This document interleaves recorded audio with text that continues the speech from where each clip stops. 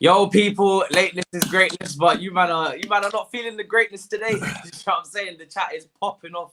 As I was saying, you know what I mean? The boys run a little late. Lee's running a little late. Man was at Morrison's, you know what I mean, shopping away. So, do you know what I mean? The Arsenal fans are the ones delaying us today, so you can get on to us in a minute, people. Big up to the chat, BP Productions in the house. Who else is here that I recognize from obviously yesterday's stream was mad. Big Steve. Yeah, we got Callum, we got, do you know what I mean, Tom, all you guys. And big up Tobes. How you doing, bro? I'm good, man. I'm good. I did actually tune in to some of your late night stream yesterday with Steve and Hakeem and I don't know what to say. I'm gobsmacked. Honestly, I'm absolutely gobsmacked, man.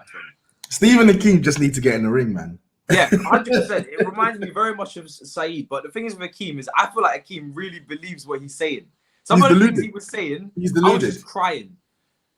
Hakeem is one of the most deluded fans I've ever met in my life. Like the thing is, cheeky sports call themselves football thickers, and at times he lives up to his name, innit? Yeah, it's just bad, bro. I don't know how I can handle it these days. Lee will be joining us soon, people.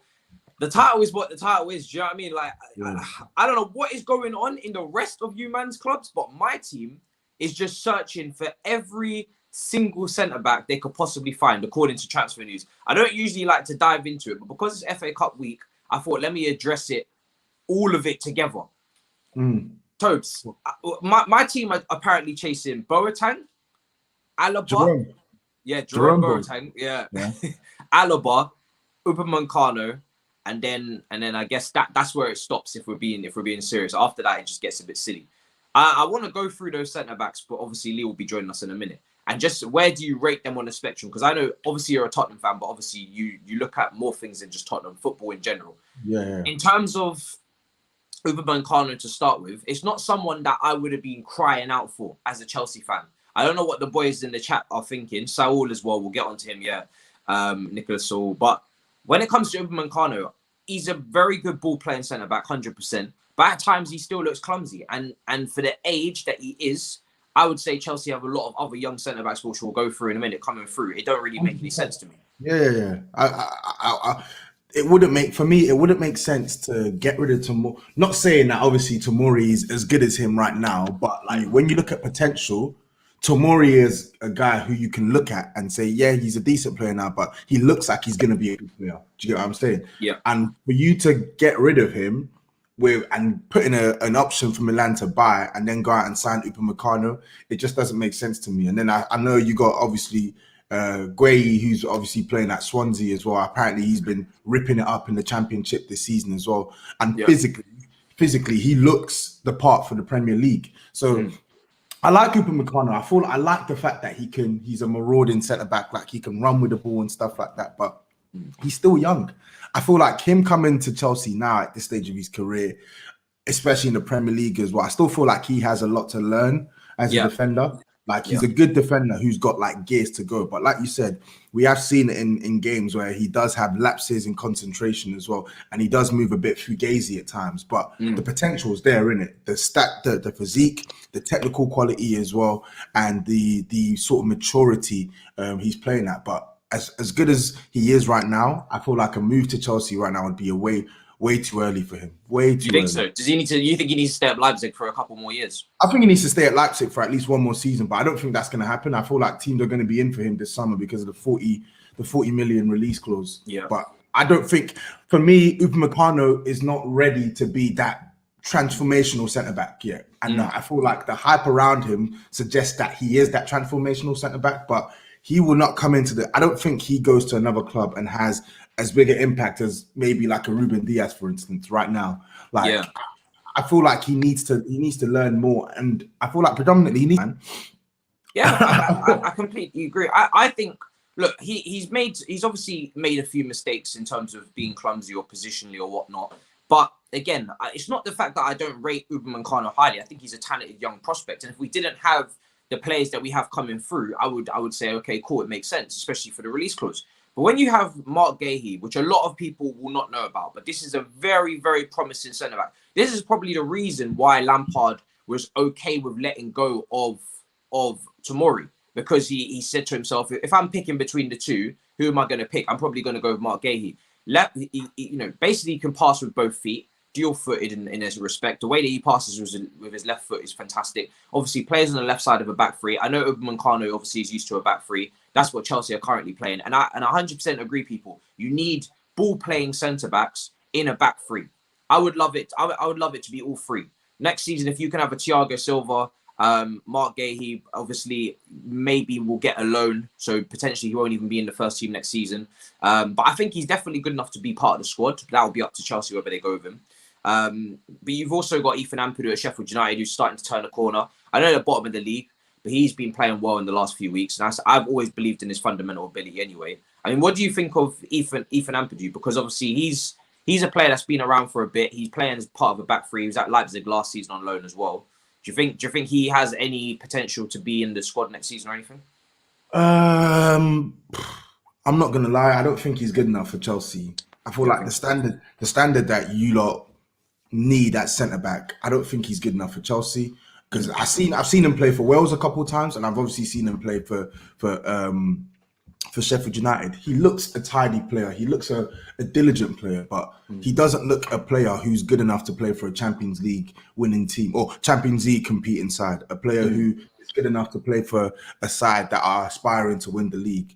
I feel like Sheffield United or a lower / mid-table Premier League side is Ampadu's level. I don't see a positive future for him at Chelsea, if I'm being honest. And it's not to say I don't like him. As I said, I think he's a decent player, but I don't see right now, unless he makes a significant jump in terms of his development, I don't see how he comes into your team now and improves you. I don't see how he does that in midfield, and I don't see how he does that in defense. And I feel like personally, Chelsea asking Ampadu to do that right now would be too soon for him. I don't think he's good enough to be what you don't want him to be at Chelsea, whether that's a starter or whether that's a squad even as a rotational player, you'd say no. Yeah, I feel like even as a rotational player, think about it. Ross Barkley's been shipped out on loan. Ruben Loftus-Cheek shipped out on loan. I know they're different players, but in terms of quality of player, look, they struggle to get minutes at Chelsea. So I feel like Ethan Ampadu coming back to Chelsea and getting minutes at centre back, when Tomori couldn't get minutes at centre back, when we know how difficult it is to play at the higher levels. Or it's one thing to play for Sheffield United, but it's a completely different thing to play for Chelsea. So I just can't see him making that step up right now. I'm sorry. I think if everything was level playing field and there were no politics involved, I think Tomori potentially could be playing. Do you know what I mean? Tomori should be playing. Yeah, that's what I think. I think he's a better centre back than Ampadu. I think he's a better centre back than Ampadu, and he's been shipped off to Milan. Yeah, exactly. We got Lee in the building, fresh from Morrison's. Yeah, man, Morrison's settings, baby. Morrison's settings, and apologies for my late. I need to get all of the. There we go. I need to get that all in line. Wait, are you in shape? Are you in shape there, Lee? Let me remove and bring him in. Gone, bruv. My head's gone. Nah, he's not in shape. How do I get this brother in shape? I just tilt my camera back. Nah, it's not. I don't think it's your camera. It would be me. But if for some reason it's off rip. You have to do it with the spacing, innit, Matisse? Huh? Oh, yeah, that's it. It might be the extra space. 1 second. Yeah. Nah, wait. Ain't that, man. This is getting long. I might just go back to normal until I figure it out. Just remove it. But yeah, Lee, welcome, bro. How are you doing? Yeah, sorry I'm late, man. Sorry I'm late. I've got the text saying 1:15, so I thought, let me nip to Morrison's. I didn't realise it was going to be heaving, bro. It's mad. It's like people having fights in the bread aisle and shit, man. Do you know what I'm saying? It's mad. Somebody literally kicking up over the last bit of bread in the bread aisle, bro. I'm like, what are you doing? Like, seriously.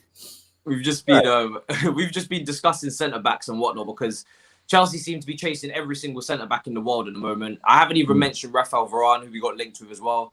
I don't know how serious that is. Like I said, I don't like to go and do them individually, because I don't rate many of the rumours that highly. So if I have a chance to just slap them all into one thing, I will. But we was talking about Tomori and the young players coming through. Obviously, you guys are speaking from perspectives where I guess you would want upgrades in your own defences, and you seem to obviously rate Tomori quite highly, Toby. What about you, Lee? Obviously, Tomori's gone out on loan to AC Milan.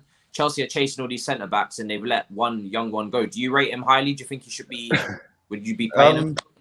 Yeah, listen, he's a very good player. I think the problem with modern football, mate, is that you haven't got time to develop a young centre back. Yeah, if you're Chelsea Football Club, you have to go and get success now. You know, you can't take the chance, and it is a chance that he's going to come into the team and do well. It is a chance. You know, AC Milan, there's less pressure on him. Yeah, they're still going for a title. Last time I checked, anyway, but there's not that.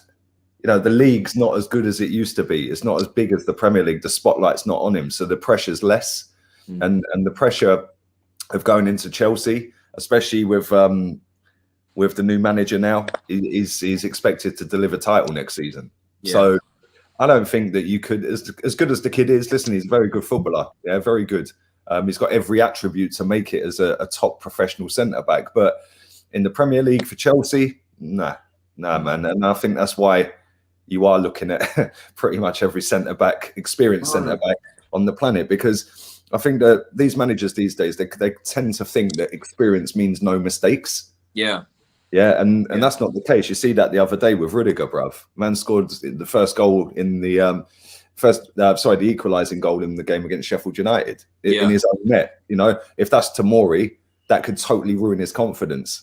Yeah. Rudiger, they've been in his whole career if that's Tomori. Well, yeah, the way your fans go on, it probably would. Do you know what I mean? But that's the thing. Like Rudiger, he could go, right, I'm going to shake myself off and I'm going to go again. And he actually played very well for the rest of that game. But you know, if that is a young centre back coming into that team and he does that, that could totally ruin him, bruv. Like not just for that game, but for future games. So sad, because everyone wants to see the youngsters come through. But if you want to win titles, bruv, you can't take that chance. Yeah. I want to keep going through the list because obviously, I mean, it'll be interesting to see if you guys would take them at your clubs as well. I mean, another one on the list is Jerome Boateng. He seems to be available. No. I was going to agree, but I wanted to see if anyone was feeling it. Nah, they're not. They're not feeling it. Tell me why, Toby, because your head was shaking immediately there. What is there not to like about Jerome Boateng? It's pretty simple. Physically, he's not what he used to be, and I know Bayern Munich obviously won the Champions League. By all accounts, they're the best team in Europe and whatnot. But I feel like Jerome Boateng coming to the Premier League right now would get absolutely rinsed to pieces. I think he's someone, as I said, I can't look past the physical elements as well. And I just see him, 31 years old now, 32 years old, and he's injury prone too as well. I thought he was older than that. Yeah, 31, 32, injury prone. Boateng, he's past it, man. It's not to say that he's an awful centre back, but he's nowhere near the standard that you lot need to improve your defense right now. Yeah, and Lee as well. Are you the same? Because obviously you shook your head straight away. We've been long speaking about Arsenal needing centre backs, but you're not feeling Jerome Boateng. Bruv, we were linked to him the last 2 summers. Bruv, Leo Messi ruined that geezer's career. Yeah, I saw. Yeah, let's just be real here. The way he twisted him and he just fell backwards. Yeah, he's not been right since. And Toby's just hit the nail on the head. Physically, he's done. He's not got it anymore, man. Yeah, he's not got it, and he is injury prone. What's the point? He's going to come in on big wages, like stupid wages. So, nah, not for me, man. Not for me. If I'm Chelsea, I would be hoping, or any team right now, if you've got young centre backs to push up, I'd be looking for like someone in their prime, 28, 29, but. You know, obviously you're looking at the wages and the fee and making sure it's not too high as well, because we do, like we said, we have a lot of young centre-backs coming through. So to have another one that's developing, for me, doesn't make sense. Thiago Silva, they're trying to offer a new contract. What have you guys made of him? I think he's been brilliant this season. He's like 36 years old, I know. But I would personally keep him until he looks like as if he's fallen off. I wouldn't even worry about ages at the moment. He doesn't seem to be declining at all. I think with him, he's very much one of those players where you know class is permanent. Like I knew instantly when Chelsea signed him, I said, yeah, this is a really good signing on a free transfer. Like he's a centre back I respect a lot, and I know like he's not what he was at his peak, maybe in Milan days or even some of his years at PSG, but he's still quite clearly your best centre back for me. Yeah. And I feel like you don't have enough numbers at centre back that you don't need to play him every game, but at the same time, I feel like you definitely need another centre back in addition to Thiago Silva, because he is your best centre back, and when you don't have him in the team, it's very noticeable in terms of the calmness in the back line, the organisation in the back line, and then just the composure in terms composure with the ball, composure without the ball as well. So I think he's pucker, man. Top. Yeah, I've been so impressed with him. And to be honest, I don't even know if we can afford to not have him in the team. I know we have numbers, but we don't have the quality. Yeah, exactly. Well, when he comes out of the team, the standards just drop off massively. This person's saying Zuma can do everything Conte and Upamecano can do, and he's bigger. I would strongly disagree there. From a ball playing perspective, I don't think that's true.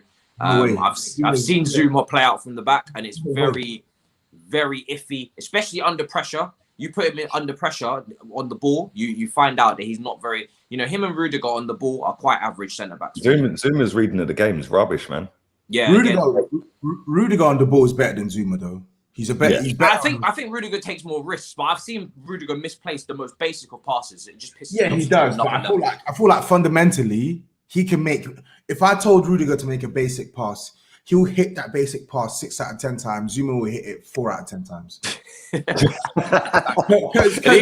these are standards that we're looking for now. It's the truth. Kurt Zuma, I've always said it. Kurt Zuma, he came out of the block as a really, really good prospect. I remember it that season. Jose Mourinho put him at centre back, then put him defensive midfield. Did a job on Harry Kane in the League Cup final. Like, Zuma was a talented young centre back, but since that injury, I've never been too sure on Kurt Zuma. I feel like he's got errors in his game. I feel like he's uncomfortable with the ball. It almost seems at times like he doesn't want the ball, especially when he's put under pressure as well. But at the same time, physically, he's superior. Aerially, he's superior, and he's still got pace on him as well, and he's still young as well. So with Kurt Zuma, I feel like you can have him there as maybe a rotation option. But me personally, I don't think he's good enough to be a bona fide starter for you lot. For you lot generally, as good as he's been this season. That's just my opinion. So. Yeah.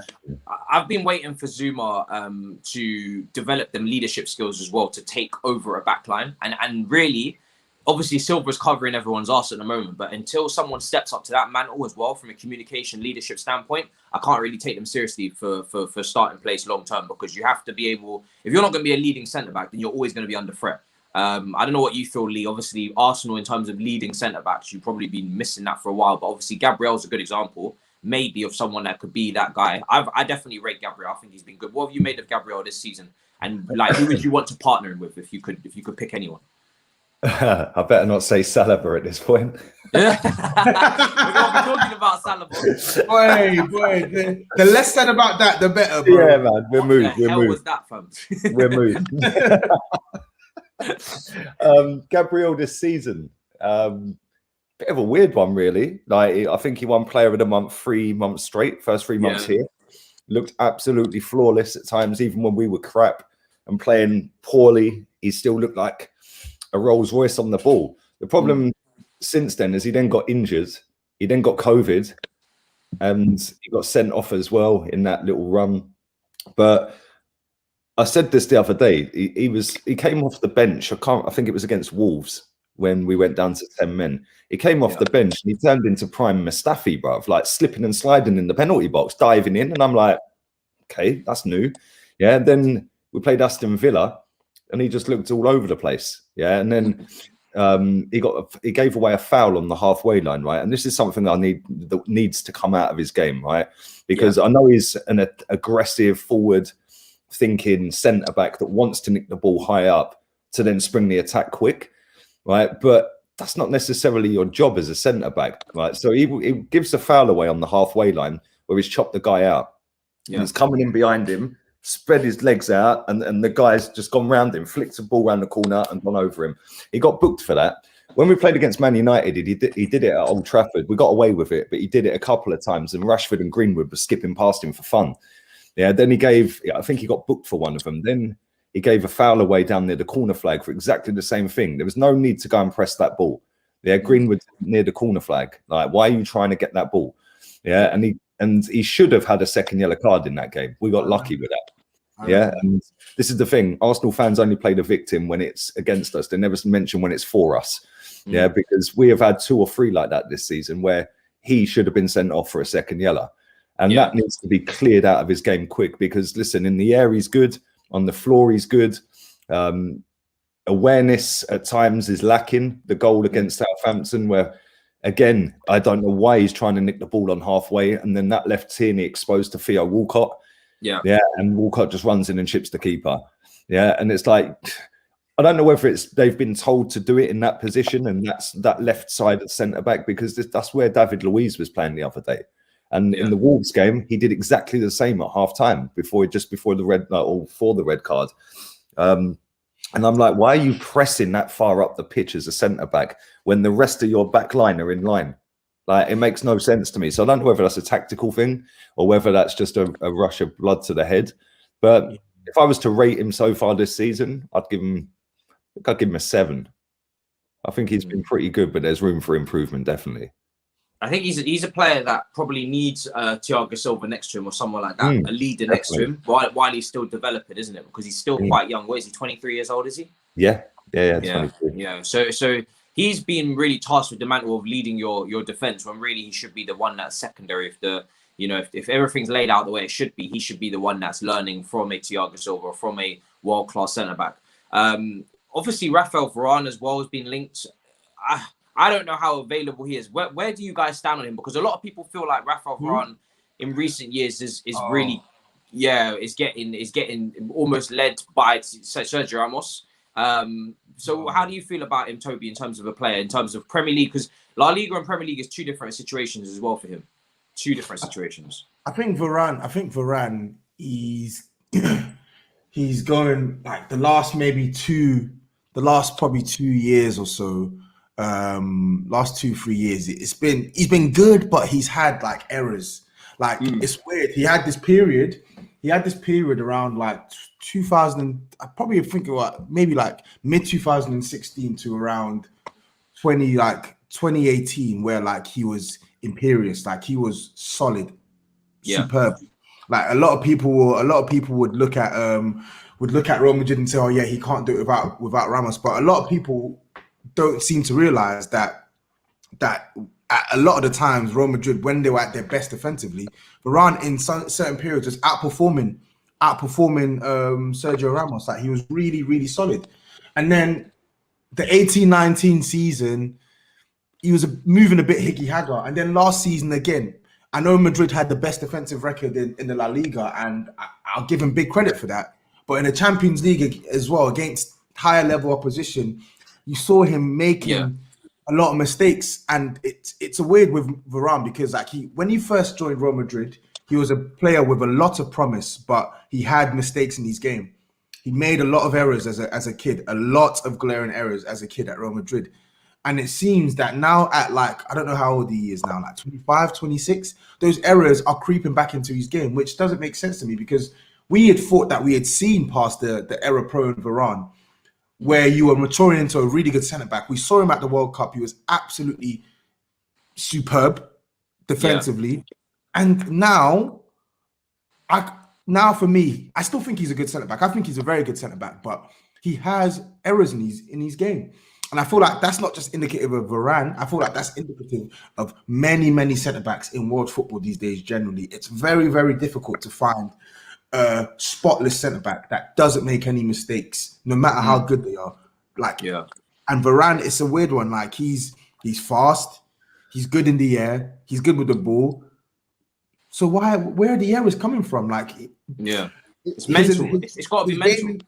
His game intelligence needs to improve, but I definitely think that Varane would be if Varane was available for Chelsea, I think that wouldn't be the worst signing. I'll take Varane all day long at Spurs, all day long, even with the errors. It's also about comparing Christian, Rudiger. I think on those type of players, you see what I'm saying? And obviously, who do Tottenham rely on at the back? Obviously, Eric Dyer has been given the nod.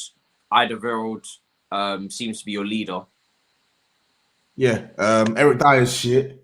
So Eric Dyer's crap, absolutely awful. He's not a defender. And Alderweireld, he's past his best. Alderweireld, the thing is, Alderweireld, the difference is Alderweireld has got that brain. He's got the brain of a top centre back because he was a top centre back a couple years back. But the problem is his body is letting him down now. He can't cover big spaces as he used to before. He can't read danger in a 1v1 situation as good as he used to before, and he's never been good in the air. So he doesn't have the physical tools to compete like a top centre back these days. Yeah, and another one on the list is Alaba. Lee. This guy has been linked with us, and the wages that I think he's available for a free, right? Alaba. Yeah. So his wages, and we talk about free transfers. His wages is looking at like 300, 400,000. Is that worth it on your How long is the contract? I have no idea, but it will probably be what? It will probably be 2. If you're looking at Alaba, it's got to be 2-3 years because he's still not.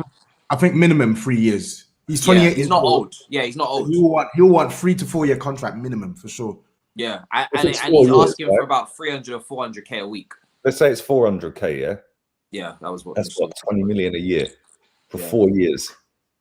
That's 80 million quid. Is he worth 80 million quid? No, it depends. Not in my book.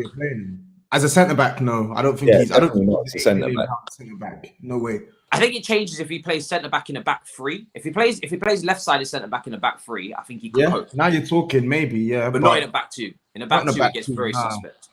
Like I like Alaba, but I think he's a quality player, but I feel like a lot of people are letting Bayern Munich's run into the Champions League final last season cloud them to believe that this guy is an elite centre-back. He's not an elite centre-back. He's only played centre-back 1 season. He did a very good job there in the absence of Nicolas Süle and Lucas Hernandez. But Alaba, I saw, we all watched that Barcelona game when they slapped up Barcelona, like, what was it, 6-2 or whatever it was. Look how many times Barcelona got in behind that defense in the first half. This is a poor Barcelona side as well. I've watched Bayern Munich in the Bundesliga as well, and they're very easy to get at defensively, despite having all these players at their disposal. Yeah, I think Alaba, for me, if I was buying Alaba, I'd want him at left back. I wouldn't want him, like you said, I wouldn't want him as my centre back in the 2, because I don't think he's got the physical qualities to do it in the Premier League, and I don't think aerially he's dominant as well. And we all know how aggressive this league is. We know how unforgiving this league is as well. So you need someone, and it's not to say that, like short players can't be centre backs, but you need to have a good leap and you need to be able to handle yourself in the league. And I don't think Alaba in a 2 will be as competent as he is now in the Bundesliga. And I think personally, 400k a week to play him at centre back, if it's not in a 3, even if it's in a 3, it's stupid money. It just saying it, 80 million pounds. Nah, man, it just sounds ridiculous. Even 60 million, let's say it's 300 grand a week, 60 million for 3 years. Yeah. I mean, the argument a lot of people are making is that he's versatile. He can play left-sided centre-back, left-back. But this is the thing. That league is shit. Let's be real. When Bundesliga came back last June, Bundesliga ain't shit, but I get what you mean. That league is dead. When football came back last June, and then we're all getting gassed like, we've got football back. And they went back to Bundesliga, yeah? Bruv, it is garbage. Absolute garbage. There's about 4 teams out there that are any good. The rest would be in League One. Yeah, literally. The rest would be in League One. They are crap. Yeah, and he plays for the best team in the league. So he's going to look good. Yeah, I'm not saying he's bad, because of course he isn't. But, nah, man, he ain't worth 300 grand a week. What's the max you pay him then? Because obviously Arsenal probably could, I don't know. I wouldn't want him. Real talk, no disrespect. Really? I wouldn't take him. No way, because we don't need a centre back that short. Number 1, like Toby said, he's tiny for a centre back. Number 2, yes, he can play left mid, right mid. He can play left back, right back, wherever you want to put him. He can play. Yeah, I get that, but bruv, really, like, what incentive has he got to come to England and continue to do it? He's won everything, bruv. Yeah, where's the incentive? Like, I'm not saying he's not. He doesn't want money. But listen, at the end of the day, if it's talk of 300-400 grand a week, that's his motivation. You can quite clearly see that. 300 grand a week. Sorry, mate, you're taking the piss. Yeah. And there's only a handful of clubs that are paying that. And guess what? They ain't gonna pay him that.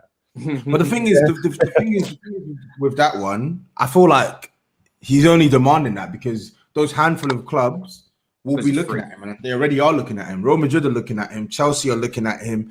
I actually think Man City, if they've got the money and they can sign him on a free transfer and pay him 300k wages and put him left back, do it. They can afford it, and they need a left back. And I feel like in a Pep system, he'd be perfect. Very, very good on the ball. That's true. That's a good point. Very, very, very, very good in possession. They need a left back, and he can tuck in, play infield.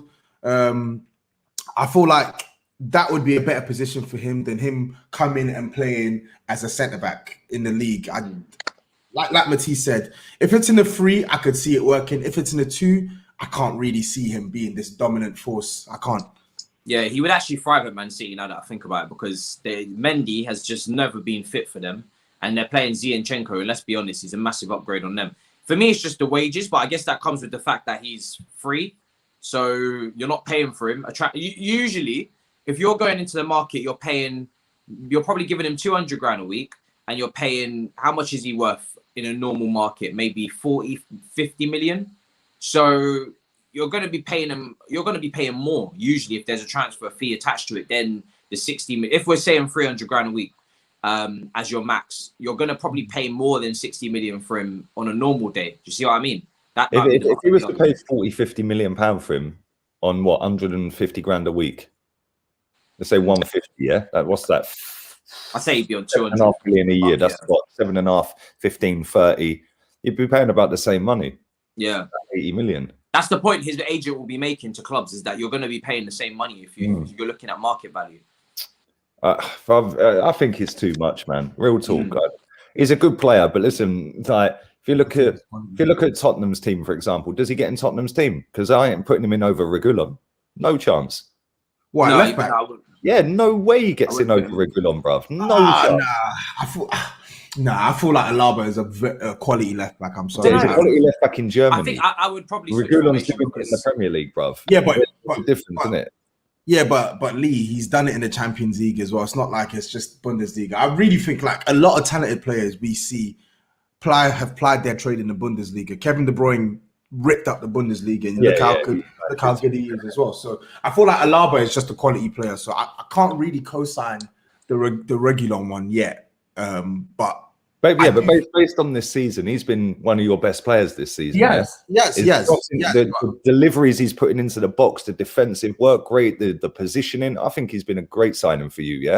Yeah, I get that. I'll be taking him out of the team to put Alaba in. I'm sorry, as good as Alaba is, I'm not taking him out. I ain't taking Tierney out for him. So there's 2 teams he ain't going to.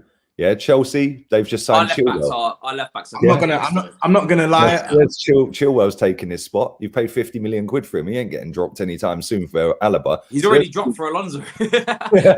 And he scored as well. Yeah. Big up Grandam as well. Grandam saying big up Tobes and Lee, and Matisse fix your McDonald's Wi-Fi.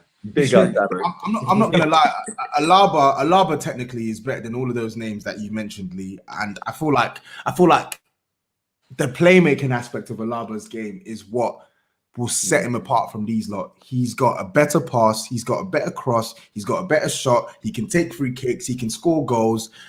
He's a superb footballer. That's the thing. I just doubt his, as I said, I just doubt his robustness and physicality at centre back. I feel like at left back, he can rival anyone in bar Andy Robertson. It's some power, bruv. Yeah, right. And that's why there's hardly any technical footballers in this league. It's shit. This league is shit. Their league is shit. The difference is he plays for the top team in that shit league. This league is shit for technical ballers, bruv. There's a handful of technical footballers in this league that are any good.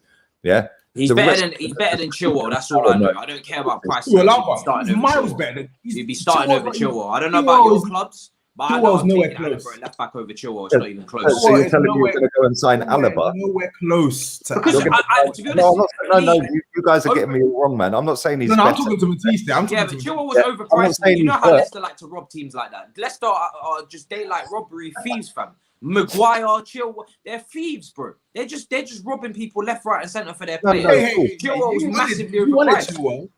But I agree, though. I said this in the summer. Chilwell, good left back, but massively overpriced. 50 million. I didn't want him. I wanted Reguilon at Tottenham. I wanted Reguilon at Tottenham, but because of the buyback or whatever clause Real Madrid have put in, it's a bit much. You think Chilwell is, Alaba still don't get in that team over him. Trust me. He will. He has does. to. He has has to. to. That team over him. No, because Chilwell is up and down that wing, left, right, all the way down every single season for the past 5 seasons now. Yeah. Alaba comes into the team and he plays 2-3 games, guarantee he's injured for 6 months. Nailed on. But Lee, Alaba's been doing this for years at Bayern Munich, though. I feel like the levels are completely different. I'm not disputing that. Listen, Alaba's better than all of them. Yeah, he's better than Tierney, he's better than Reguilon, he's better than Chilwell, he's better than all 3 of our left backs. Yeah. The difference is it's the system, it's the player is used to the Premier League #1, so his fitness levels are slightly different. Technical ability, you can argue and say Alaba's better than all of them put together, bruv. Yeah, let's be real here. I love Tierney. He's better than Tierney. But this league isn't about technical footballers. It's about you're the right man to fit that position. Alaba is not the right man to fit that left-back position for Chelsea. Yeah, which is why it's like Chilwell. I would tailor the system to fit him. I would go with inverted. Go with it. That's what I'm saying. I would go with inverted fullbacks or whatever you have to do to fit it in and make it work. If you want to go that way, yeah, but then you do that round one signing for 400 grand a week. Like, come on, man. No, I wouldn't pay him 400 grand a week, but I think just from a player perspective, take the money out of it. Then I think why not? How much you got paying Havertz and Werner? I have no idea. You said that too much of it. No. I don't. You know it is. It's because I've been. You know me. I like to get on Chelsea, but like I actually want to be. I actually want to be fair. I'm just making an impartial comment here. I'm just saying how much. I'm genuinely asking how much you lot paying. I don't know actually. I'll have to look, but they're probably on a lot. Do you know what I mean? Yeah, exactly. So I feel like for you lot, you're a club where really and truly money is not an object, and I feel like you lot are run pretty well to the point now where you make a sizable amount in terms of players leaving the club, just as much as you make players coming into the club. So I think if you wanted Alaba and he was available, then go and do it. But again, my only gripe is you lot have just invested 50 million into Chilwell, 24 years old. I highly doubt you're gonna then bring in Alaba to come and essentially take his spot. And yeah. We speak about Alaba, right? He played for Austria in quite an attacking role. Like I think he played in the 10 at times and definitely in midfield. Arsenal potentially need someone in that pivot with Partey. Alaba left-sided of the pivot with Partey next to him. Does that work tactically or even from a playing standpoint? What do you think, Lee? With Partey? Yeah, I've been thinking about it. There's something. It might be. No. Trouble, bro. Nah. Bro, listen, everyone's probably sitting in this chat going, what's his problem with Alaba? Yeah, I ain't got no problem with Alaba. But if Alaba comes to the Premier League, watch him flop. Yeah, nailed on. He flop? 110% he flops in this league. 110%. Because he'll end up going to a club like you lot, yeah, that ain't going to play a system that suits him, so he'll look dog shit in this league. I'm taking Alaba. I think, but he's very versatile. I think he can play in multiple systems because I think just from a pure standpoint, he's just a very good footballer. That's the point. He's too technical to get into most of these teams, bro. Look at too technical. But Lee, look at this. I'll give you an example. I'll take him over any day. I'm not even. Thiago Alcantara is the perfect example. That geezer was bossing every single game for Bayern Munich. Yeah, it comes to the Premier League. He plays against Chelsea, who at the time weren't doing great. He passed them off the pitch in the second half. Got a record for Premier League passes in a half or something. And what's he done since then? Because every time I've seen him, I thought he's looked crap. But you could make the same case for Kevin De Bruyne when he came from Wolfsburg. Say again. You can make the same case for Kevin De Bruyne when he came from Wolfsburg, that he was a very technical player as well. Yeah, but Kevin De Bruyne is totally different footballer. Like, Thiago's not the type of guy that's going to get the ball, drive past 3 players and ping one top bins. Yeah, De Bruyne, he doesn't. He's always that player. He's never been that player though, Lee. Thiago is a controller. He's someone who dictates the tempo. What's he controlled though? That's my point. He's controlled nothing apart from 145 minutes since he's been here, bruv. No. Okay, listen. I feel like with Thiago, he's not been good. We know that he's not been good by his standards. But I feel like that's a testament to sometimes how difficult it is to adjust to this league. But that's what you can attribute that to, an adjustment period. I don't think it should be how the player is going to play for the rest of his Premier League career. And I feel like another thing to take into consideration with Thiago is he's being asked to play essentially a number of positions because of the number of injuries they've had. And on top of that, he's been injured himself and missed 2 months of the season as well. So I feel like he's come into a period where he's having to find his feet at the same time whilst Liverpool are almost trying to go through this weird crisis. So it's not easy, man. It's not easy. No, because we're now 23 games into the season, and Thiago's had one good 45 minutes. Yeah, but how many games has he actually played though? That's the thing. How many games has he actually played? Have a look, man. He's played quite a lot of games this season, and the thing with him as well, is that every time I've watched him, he's played 10 league games this season. 10 league games, yeah. 10 league games. So he's played 10 league games and he's controlled 45 minutes of it. He's actually played 12 games in total. When you say it like that. Listen, I'm all here. Trust me, I'm all here for the Thiago banter. He's played 12 games or something, yeah? Right? But are you talking about the game against Chelsea, Lee? That's all he's done. 45 minutes. The game against Chelsea that he controlled. I think we were down 10 in the second half. I think in the second half, he broke a record for passes in a half. Yeah, we've done Thiago. But you know, a sick footballer, bruv. You know, Isley, I don't even think he wasn't even that good. He wasn't even that good against Chelsea. That was a very average performance. Chelsea were down to 10. I feel like if you want to see an indication of Thiago's quality, you watch how he played against Everton when they drew 2-2. He was quality that game, and I feel like that type of performance we've not seen enough of from Thiago, and I feel like that's down to him not playing to his best level, and that's also down to Liverpool going through a period where their midfield is all over the shop and they're having to play midfielders at centre back and they're having to play him number 6 one week, then they're having to play number 6 the next week. There's no stability right now in that midfield for Liverpool. Yeah, I agree, and I agree. Yeah, but at the same time, I just think when Kevin De Bruyne came back and went to Man City, you could see what he was all about straight away. Yes, he played in the league. I think he played for Chelsea in the league a couple of times. He played for Chelsea, yeah, but you could just see that, and the different types of players anyway. Yeah, but this is why so many players come to this league and flop. I said this the other week. Midfield's the hardest position to adapt in this league. A striker, you're a striker, bruv. You're getting the ball, you're in behind, you're going to score, yeah? A defender, it's defending. When you're the dictator, the controller, and you're in that engine room in midfield, to come from a completely different league into the Premier League, it's why so many midfielders flop. Yeah, because they can't do it. They're in a system in their own team, in their own country, or a country that they've been in, like Bundesliga, Germany, in the best team in the league that control every football match regardless. So they're going to look great. Yeah. Put him into Liverpool, and like you said, they've got a couple of injuries in, and they've had to put midfielders at centre back. All of a sudden, Thiago looks like a bang average footballer.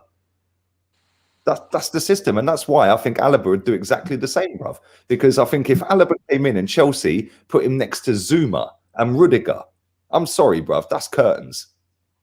Yeah, at centre back. I just think personally at left back, I got a lot of time for Alaba there. I feel like for me, Luka Dean is class. Easily. Luka Dean is probably arguably the second best left back in the league, in my opinion. And he's the second best, left back in the league, arguably, not because he's this all-round physical specimen. It's because of his qualities on the ball. When you get the ball high up to Luka Dean up the pitch, you know it's going to be pinpoint. You know the crossing is going to be on point. You know the set piece is going to be on point. You know the passing is going to be on point as well. So, I feel like if Luka Dean is doing that in the league, why can't Alaba come into this league and come and do something similar for a club? How long has he been running up and down that left wing for Everton, bruv? But that's the thing, Lee. He doesn't run up and down that left wing. When he goes forward, he leaves a big space in behind. That's the risk that you take with a player like Luka Dean. Same way it's the risk that Liverpool take with a player like Trent. Somebody in the chat says that Chelsea would be putting him next to Thiago. Thiago would be 37 or 36 or whatever next season. If anyone thinks Thiago is going to play a full season next, Thiago Silva, if anyone thinks that they're going to play him all season, has he even got a contract for next season? Not yet. I think the whole point of Chelsea searching for this centre-back is to find another leading centre-back. So when Thiago is not being played, or maybe potentially next year is his last year, they have a centre-back that they can use as the leader. Yeah, because if you don't have Thiago Silva in your defence, your team looks completely different. It has done every time he's not played. And that's the thing. If you are putting Rudiger and Zuma in a back four with Alaba, I'm sorry, mate, that's going to end in tears. Yeah, and everyone going, oh, why did we spend so much money? Oh, he's on 400 grand a week. Oh, he couldn't care. It's going to be an Aubameyang all over again this season. Like, just flop. Yeah, and everyone will be questioning why you gave the guy so much money. Listen, I don't ever want anyone at Chelsea to do anything special, bruv. Yeah, but, yeah, and that's not why I'm putting a downer on it. But I just think that when I've looked at certain other players that have come from certain teams and certain systems, and they've come to the Premier League, 90% of them have flopped. Yeah, not because they're a bad footballer. Yeah, because they're not. It's because they're so used to and setting a system at the best team in the country they've come from. Now they've come to a team that ain't the best team. They've got to do something slightly different that is not in their comfort zone, that's not natural to them. It's like putting Henderson at centre-back. It's not natural for him to be a centre-back. Yeah. Alaba into Chelsea's back four. Yeah, that's completely different to putting him in Bayern Munich's back four. Completely different. I think it would have to be a back three for it to work. And then suddenly I think left side of a back three, while Mark Gahey's maybe out on loan learning his trade or in rotation learning his trade under Tuchel, then potentially I think then you've got an understudy there. I do think you made us talk about Chelsea for 46 minutes. Yeah, I know, but I'm kind of roping you in with because what's going on at your clubs? To talk to me, Toby. Aaron Ramsey. We got FA Cup tie tonight against Everton. Do you know what I mean? Right, talk to me about it. Are you confident? Because I know Arsenal. No, I'm not Arsenal confident. In the FA Cup anymore. I'm not confident. I'm not confident, bro. I was just saying, I can't believe we spent 46 minutes talking about Chelsea. To be honest, the only thing that I can see today in terms of outside the FA Cup fixtures, because I'm not talking about ours because we got Barnsley, so that's dead. It's centre backs, and I just you got some more bums that you're gonna flog, and then we're gonna see the propaganda come up again, man. Let's talk about Tottenham and the FA Cup then, because you've got an opportunity to win the trophy Carabao Cup final, but I don't think you're not confident going into the game against City, are you? No, of course not. Of course not. Bro, they've won, what is it? They've won like 11 games straight. Of course I'm not confident about City. The thing is, the win we had against Man City earlier on this season, like I likened that was a lot of people throw around this Mourinho masterclass nonsense a lot. He can win 1-0 and he'll just say, oh, Mourinho masterclass. But I feel like that game this season was a Mourinho masterclass because I feel like we limited the number of quality chances they had. They had a number of attempts, of course, but in terms of where he brought Lo Celso on and he scored with his first. Yeah. I remember that was a masterclass. It was like that one, like defensively sound, and every single time we countered or attacked, we looked like we could do something to Man City. So for me, that one you could call it a masterclass. But me personally, I'll be happy if this ends 1-0 to Man City. I'll be delighted if we get a draw or a win, but I will honestly take a 1-0 L to Man City because anyone in the cup final, you take a 1-0 L. Oh, cup? No, I'm not talking about cup final. I'm talking about the league. Oh, okay. In the cup final, we're not going to win that as well. We're not going to win that. Are you ruling it out? Just not happening. I'm ruling it out for me. If it happens, I'll be delighted. But me personally, I can't see it. And the reason why I'm saying back on the league game as well, like I'm not sure if you watched us against Man City last year, but they destroyed us at the Etihad and somehow we got a 2-2 draw. VAR helped us at the end. They destroyed us at our ground and somehow we won that game 2-0. I remember Zinchenko getting sent off.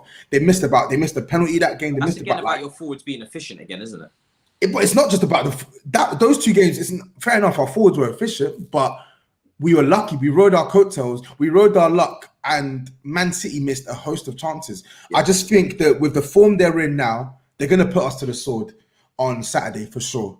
I'm so sure they're going to put us to the sword. And I'm praying that we come out of that game and either get a draw or a win, but I just can't see it. Big Steve is going to eat you alive, you know. Bro, he has every right to. Bro, his team are 11 games straight, man. Yeah. Any Spurs fan who... I can understand Spurs fans with optimism, back your team and stuff. I can back the team, but yeah, I'm a realist. As long as you've known me, I keep it real with Spurs. I'm not going to sugarcoat things. And I'm telling you from my perspective, I don't see how we're coming out of that game on Saturday with the way we've played in recent weeks and getting 3 points. I just can't see it. Shall I put up more of an argument for Tottenham winning than Toby, the Tottenham fan? Go on. That Well, was he's got Mourinho. Yeah. He managed to find You the got way. Mourinho, yeah. But what about the Everton game? Though? Go on, Lee. I've got to fight up for Arsenal to win, and you're an Arsenal fan, so you You need to do what Rant had to I knew declare. you'd know that I was Tottenham going to fan say as well. Jose Mourinho, innit? Yeah, but you have got Jose Mourinho. He has beaten City twice already since he's been your manager. Yeah, you have got Kane back, and he is scoring soon as he comes back. You've got Son scoring again soon as Kane's back. Yes, you're defensively a bit all over the place at times, but you have still got the second best defense in the league after City. Let's not forget that. But the drop off is mad, though. Oh yeah, it is. It's huge. Yeah, it is. I think we've conceded 22 goals this season. Yeah, there's a lot of teams flirting with 22, 23, 24. Yeah, I think they've conceded on like 14 or 14. Yeah, it's mad. Yeah. But you have got a chance to beat them. Yeah, and they'll have it in their head as well that you've beaten them the last 2 times you've played them. Exactly. So they want revenge. Yeah, but guess what? They wanted. In fact, actually, if this actually goes back even further to Poch, when you beat him in the Champions League, exactly, you've always done all right against Man City. Exactly, Lee. That's why I'm saying, by the law of averages, something's got to. That's the point I'm making. We've barring this season, we've rode our luck at times against Man City in recent years, and I just feel like with the form they're in now, it's gonna come to an end. It's going to come to an end. If we were talking a League Cup final, I would say, yeah, we have a chance there. Even though I would still tip Man City to win, I would say we have a chance there. But this league fixture, I can't see anything but a Man City win. I just can't. I just can't. I need someone to give me a valid reason, a more valid reason. You one. Because Kane and Son... Phil Foden is going to eat you alive, if I'm being real. Yeah. Son played against Chelsea, we lost. Kane and Son played against Liverpool, we lost twice. Kane and Son played against who was it? We played Leicester. We lost. Yeah, I get it. Kane and Son played against Man City at home this season. They did their thing. But I just want this team to give me a reason why we're gonna go to that ground on Saturday and get a result. If I see a positive performance against Everton tonight, then maybe I might get some optimism for the weekend. But I need this team to give me that confidence that they're going to go to the Etihad and they're going to do something. Because right now, even with Kane, even with Son, it's not going to happen. Why are someone said City's form is deceptive. I don't know how you can say Man City's form is deceptive. He said if they concede first, they will crumble. They don't concede, bro. That's the whole point. They don't concede. Yeah. You can say that for any team. You can say that for Jose Mourinho's Chelsea team when they did 15 goals conceded, I think, in the whole season. Or if they concede first, well, what's going to happen? Well, if they don't do it, then there's nothing to talk about. And do you know what? 14 goals, bruv, yeah, they've conceded in 22 games, and they conceded 5 of them in one game against Leicester. That is the context. That is the context. Yeah, they conceded 9 in 21 games.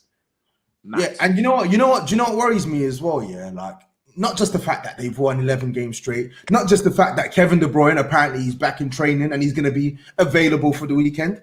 But what worries me the most is the tactic that we used.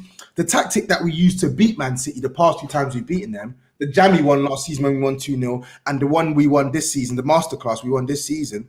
Yeah, our tactic was a counter-attacking based approach because Man City were vulnerable to counterattacks. Since Pep has steadied the ship, since Pep went more conservative in a bid to negate the fact that his team were vulnerable in transition, how many times in the last 10 weeks have you seen Man City countered? How many times? You don't see it.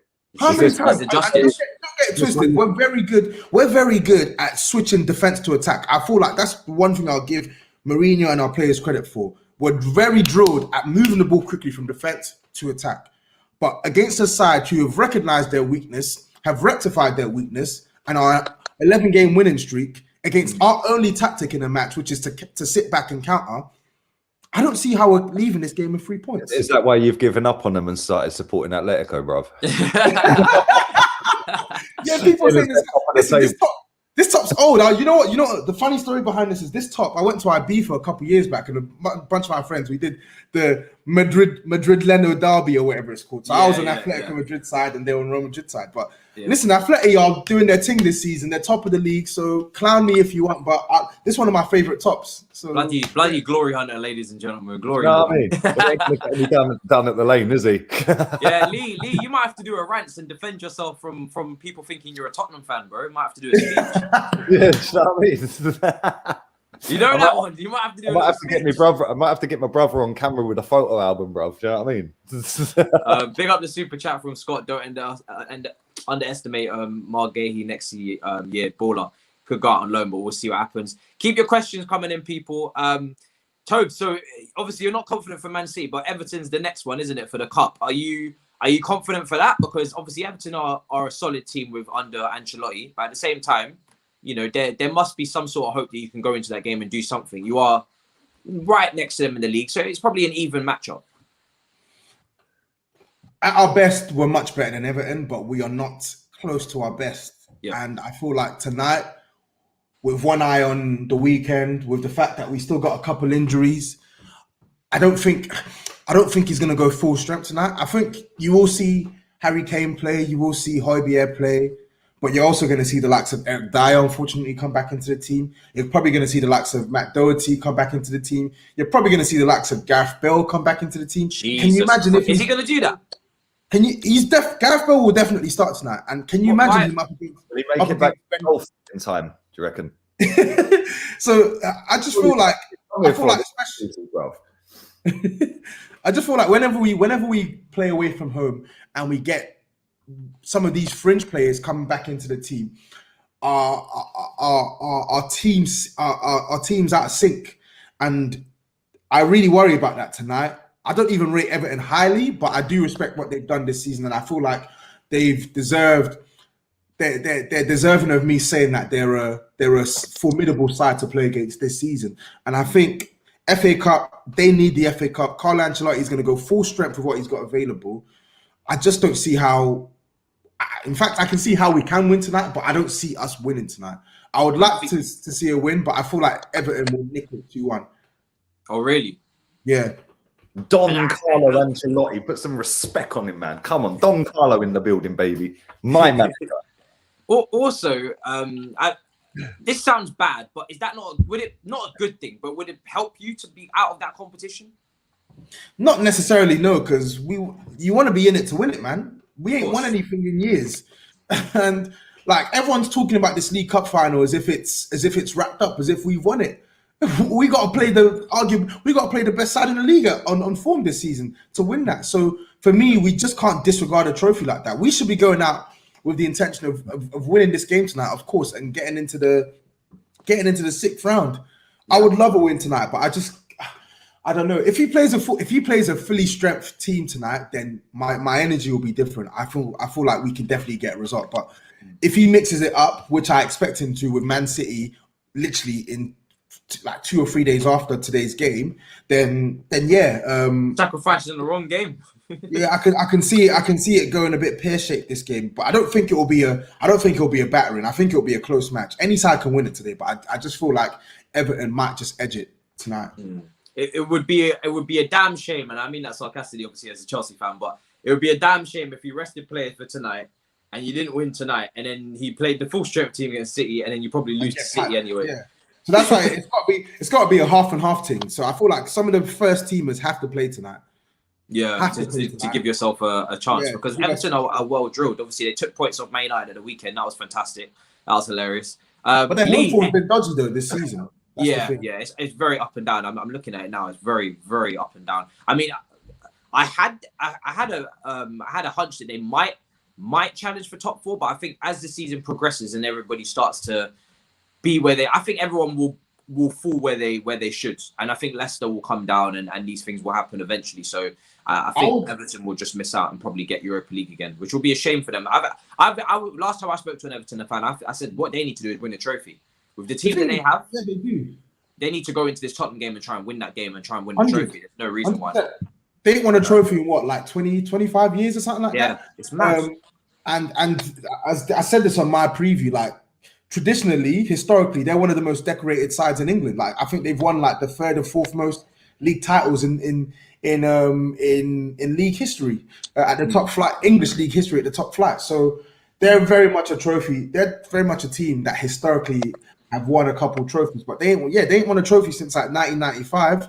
And like to your point on their league performance as well, right now they're keeping up, and I feel like they deserve to be in the conversation when you're asking who's going to finish in the top 6. But you expect match day 38, you expect that Everton will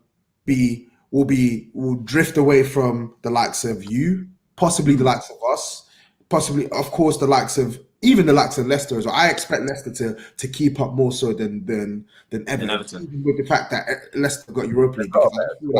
Exactly. Leicester got a bigger squad. Leicester got a better squad, and I feel like Leicester are being coached better, and the way they play football is, for me, game much more sustainable. What's this disrespect for Don Carlo? It's not disrespecting. No. Lee, you know, it's not even a disrespecting thing. I love Carlo. Don Carlo. I love Everton. They're too counter-attacking based. They like to sit back. Yeah, they have only got one dimension, and that is Calvert-Lewin. Whip it into Calvert-Lewin. Yeah, but I feel like I said this the other day when I was watching them, because I just had a feeling they were going to equalise. The funny thing is, my missus, right, when Man United scored, she went, "Oh, that's that then." I said, "Yeah." I said, "It's not. Everton are going to nick a goal. Trust me." And she goes, "I bet you a tenner." So she's buggered off upstairs, right? She's come down as it's going into last minute of stoppage time, isn't it, right? She goes, "Oh, you got my tenner? You got my tenner?" I said, "No, there's still one more chance." And they got the free kick in it as soon as I said that, yeah. I was like, "You got my tenner now, yeah?" Because I just want United to concede. But this is the thing that he's brought to Everton, is they never say never, like never say die. Yeah. And like they never give up is what I meant to say, not never say never. And they have got that. When Calvert-Lewin went 12 games or whatever it was without a goal, or 8, whatever it was, that's a massive miss for them, because when they had James Rodriguez out at the same time, that's their top goal scorer. Nobody else in that team can get near him on goals. And then they've took their top creator out of the team. Yeah, that's them done. They need another striker. And I said this the other day with Rants, yeah. I said, Calvert-Lewin, I wouldn't say so much should be a backup striker, but they need an elite striker. Yeah, if you put Calvert-Lewin in Leicester, he would be relentless, more so because he's got better players around him. Yeah, if you put Vardy at Everton had finished top 4. Because like it's just I think that they need a banger, a proper banger. I like Calvert-Lewin. I think he's a sick baller, but they need a banger up front, and they'll be sick, bruv. I actually think they just need another supplementary striker to Calvert-Lewin, and I think more importantly they need a bad boy winger, because they got Richarlison. He's not shit. Like every 10 games, everyone goes mad. Oh, he's had a worldie. Don't get me wrong. He's been shit this season.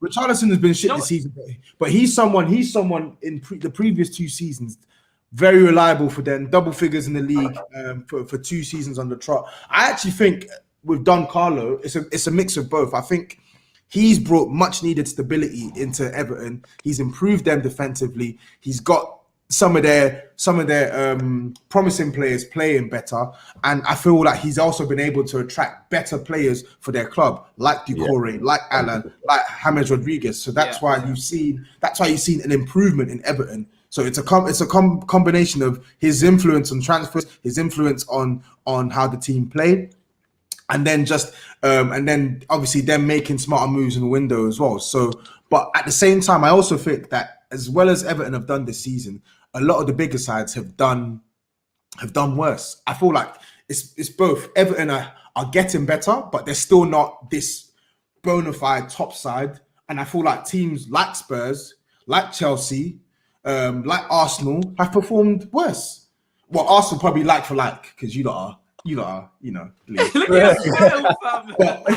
I feel like it's both. I feel like it's both. Everton are doing better, but they're still not this bona fide side. I don't expect Everton to finish in the top 4. No. And if I'm being honest, I don't expect Everton to finish in the top 6, but I have to give them their respect that they're still in the hunt for those positions right now. If West Ham finish in the top 6, are we going to add a West Ham fan to this show? Potentially, I'd have to go back to the artwork and get it fixed up. But yeah, but actually, that would be a potential shout.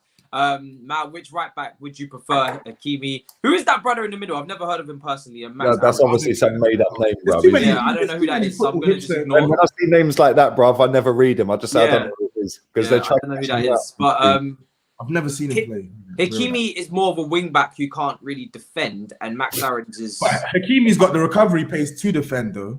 Yeah. But Bellerin had that. As soon as his pace went, he can't defend again. It's true, but Hakimi's got the technical quality on the ball. Hakimi's sick. I like Hakimi, but again, he's another system player. You can't play him in certain systems. Like it's like Atel, the Algerian. He's more he's more of a wing back as well. I feel. Hakimi's cold. That tweet there, that comment there, Hakimi by a distance. He's 5 times the player Max Aarons is. I know I'm going to sound stupid by using Kolasinac as the example. But Kolasinac got in Bundesliga. This is why I don't rate these Bundesliga. You don't rate the Bundesliga.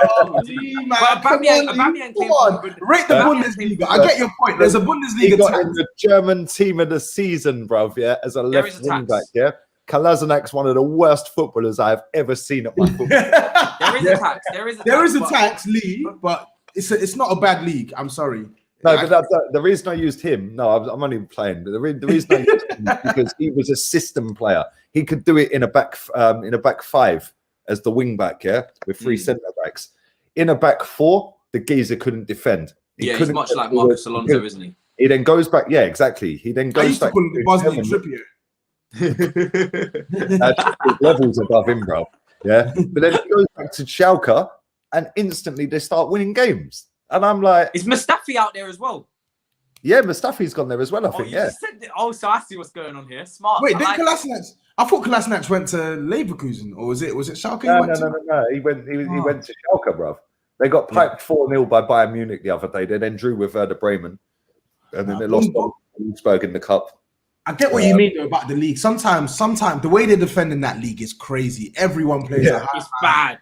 The strikers have acres of space to run into, but. That league is for the football purists, and they coach a lot of technical players. And it's no surprise that a fair share of the best footballers in world football nowadays have most of them applied their trade in the Bundesliga. It's no surprise. Or French league, French league as well, yeah. Wow, Mustafi and Kolasinac actually played the other day against Leipzig. What was the score? 3-0 to Leipzig. Oh, shot. he would never have brought it up if it wasn't. Do you know what the funny thing is? Yeah? Take this, right? This is funny, yeah? So lost 3-0 to Leipzig, yeah? The game before that, they lost in the 3rd round of the Cup to Wolfsburg. Did they both play in that? Let's have a look at that one. Did they both play? Is that what's going on? Kolasinac did, but Mustafi didn't. Yeah, they had Nastasic in there. He used to play for City, I think, didn't he? Yeah, he did. But the reason why I can't draw the comparison with Alaba and those two is because technically Alaba's always been a better player than those two as well. That's I think where the point will be made is that I know obviously similar in terms of position, but Kolasinac's technical ability and Mustafi's technical ability in comparison is night and day. Do you know what I'm saying? We got a question here. You don't even have to answer. You can decline to comment, but I'm just going to read it out anyway. Thoughts on the situation taken way out of proportion, in my opinion. The other Dons in the video should be held accountable, not just Saliba. Can I just say the one thing I'm going to say on this? Yeah. I'm going to say a couple of things actually.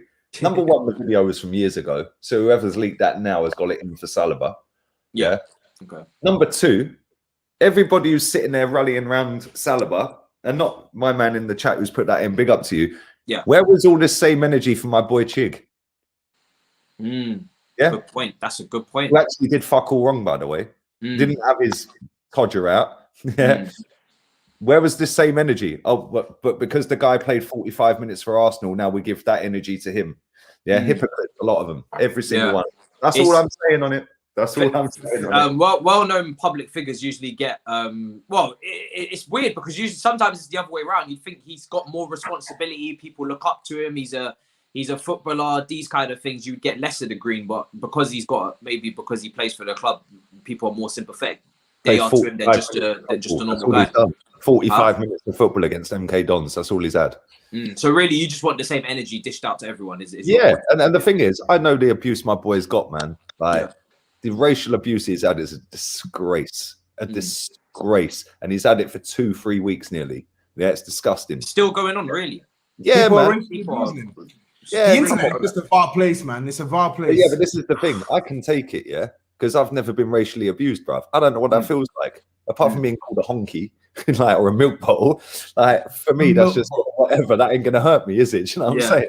Yeah, that's as far as it's gone for me. But yeah, I've seen some of the stuff he's had thrown at him, man. It's horrible. Yeah, and like, fair play to him for carrying on and doing what he's doing on the channel and stuff like that. Yeah, but then I see that video come out, and then it brings it all back up again. It's like, oh, look, and it's just like, fucking hell, man. Like he ain't getting down in the dumps over it. Don't get it twisted. Yeah, and he don't even know I'm mentioning this, but yeah, just think like, where's the same energy for him? Because 3 weeks ago it was a fucking cancel culture. Yeah, let's try and get rid of Lee and Chig for doing something they didn't fucking do. Yeah, and trying to make out it was something different. But then when a footballer does it with his mates, yeah, everyone's sitting there fucking, oh yeah, we've got to rally round him. He's one of our players. Fuck off, you absolute mugs. Yeah, it's a lot of them. That's all the statement. Like, that's all the statement you people need, really. Just treat everyone the same. You know what I'm like? I'm blunt, bruv. I'll just say it. That's why I upset so many people, because these snowflakes nowadays, they can't take blunt. They don't like. The only blunts they're taking are smoking them, bro. Like, they can't take blunt people that just say it as it is. They've got enough in the little protect. Oh, we can't say. Oh, we can't. Oh no, we can't do that. Oh, well, we better not say that. Shut up, man. Another comment we've got is James Justin. I've got something to say on this, right? I am not rating no Leicester players until I see them. But I'm not taking no Leicester players no more. There's too much tax involved. I'm sorry. Too much tax involved. I've been misguided and robbed ever since Kante. Ever since Kante, everybody else is just misguided, robbed, thieved, tricked. It's wrong. Harry Maguire, and then you got Ben Chilwell, and then we'll have another one and another one and another one. Matisse. Harry Maguire was good at Leicester, but every single person in there, knew that he was never worth 80 million, nor was he good enough to go to Man United. Like, I didn't understand that signing for me. And then with Chilwell as well, everyone said it in the summer. Like, Chelsea are paying at least a good 15 to 20 million more than what I personally felt he was worth in comparison to other players. But listen, on form, he's been the best English left back in the past, 2 years? And I think Chilwell was a good player. I just feel like there are many, I say many, there's probably like 3 or 4 in the league that are much better than him. I can say that confidently now. I couldn't say that before, but I can say that confidently now. Reguilon, better than him. Tierney, better than him. Luka Dean, much better than him. And Andy Robertson, like 3 times the left back he is as well. And look how much they all cost. But about money. Is Marcus Alonso better than him? Chelsea, like, real talk, is Marcus Alonso better than him? Alonso is a better footballer in terms of his shooting, but in terms of crossing, I don't think Alonso is that good. Alonso's crossing is dreadful. Alonso in general play with his just passing, pace, concentration, bloody positioning, everything is bang average. He is.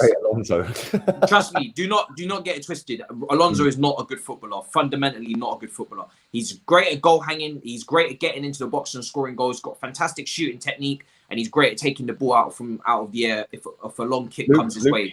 Another one as well, by the way. Somebody in the chat said. Yeah, Luke Shaw, bro.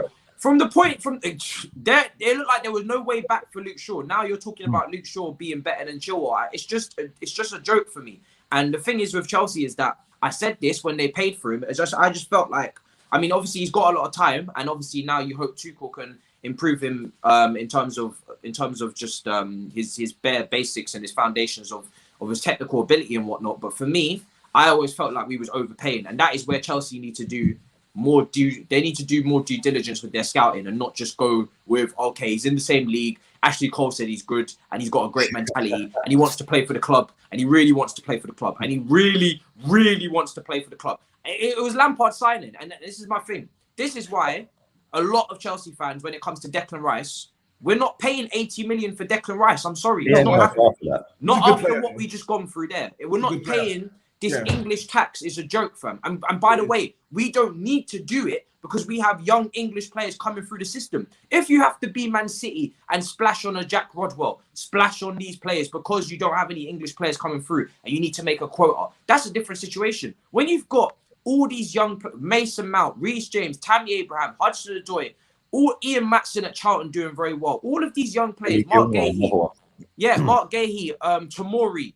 I could go on. Gilmore's HG. All of these young players coming through, and you're talking to me about splashing 50 on Chilwell, 80 on Rice. You're having a laugh. You're not fooling me, bro. I feel like the James Justin one wouldn't make sense, especially when you got Reece James there. And I feel like you don't have got my man. I keep hearing his name, Livramento or whatever his name is. Yeah, he's another player coming through. That's coming through the ranks as well. That wouldn't make sense. But that being said, look at Tyke Lamptey, who just went to Brighton as well. Exactly. He's quality. And I feel like James Justin, though, a lot of people are cutting on to how good he is now. Yeah. But even as good as he is, he still has parts of his game that he needs to iron out in terms of his concentration and his decision making at times. But technically, he's very good, and I like the fact that he's versatile. I remember watching him last season in a League Cup match they had. They won it 2-0. He played left back, and he was sensational. Yeah, I think he's got. Yeah, go on. Sorry, I think he's got gears to go, and I feel like he's not the finished product now. He still has. I feel like I don't want people to overhype him because they're seeing him have like a really, really good sustained run of form now. Because you know how it gets with football fans; they get too reactionary. Oh, he should be playing for England. Oh, he's this, he's that, he's clear, he's that. He's a good prospect. Let him develop at his own pace. I don't want to see him linked to Chelsea or anything. Let him do his thing at Leicester. He's under one of the best managers. Yeah, he's on one of the best managers in the league when it comes to development as a player, and he's in one of the best environments in the league now when it comes to a club who are doing things the right way. So just let the guy do his thing. Simple. If you're going to buy anyone from Leicester, you go and buy their scouting network. Facts. Yeah, they got the best scouting network in the country, bro. It's mad. How do they keep churning out decent player after decent player after decent player? Yeah, like how did they find Mahrez, bro? Like nobody else knew about Mahrez. Kante's another one. You know, the list is just endless with this club, and they've still got more in their reserves, bro. Trust me, there's others coming up through their system as well that you're going to see in the next couple of years that come through their system. They're sick, bro. Yeah. And the way they run their club, is the complete opposite to my banter club. Yeah, our banter club just goes and pays 38 million or whatever it was for Mustafi. Yeah, they're going out there and getting cheap dons, bro. Yeah, and then selling them for 80 million. Yeah, when was the last time? Oh, I think Arsenal's record sale at the club is Alex Iwobi. 40 M's, yeah. Isn't it him and Oxlade-Chamberlain both? Because I think it's him and Mark Overmars, and then Ox is just underneath. But Mark Overmars was like 2002. Yeah, we got 40 mil.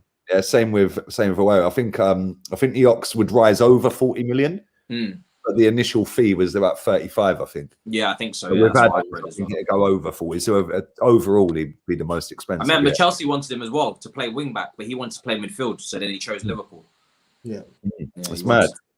Yeah, people in the chat saying Mahrez cost 800 grand. I mean, come on, that's got to be one of the best bits of business this league's ever seen. Kante only cost a few million, I think, as well. They bought him from League Two. And Didi, there's another one. They're just sick, bruv. Just go and buy all their scouts. In fact, just buy them. They did go through a period. I remember the season after they won the league.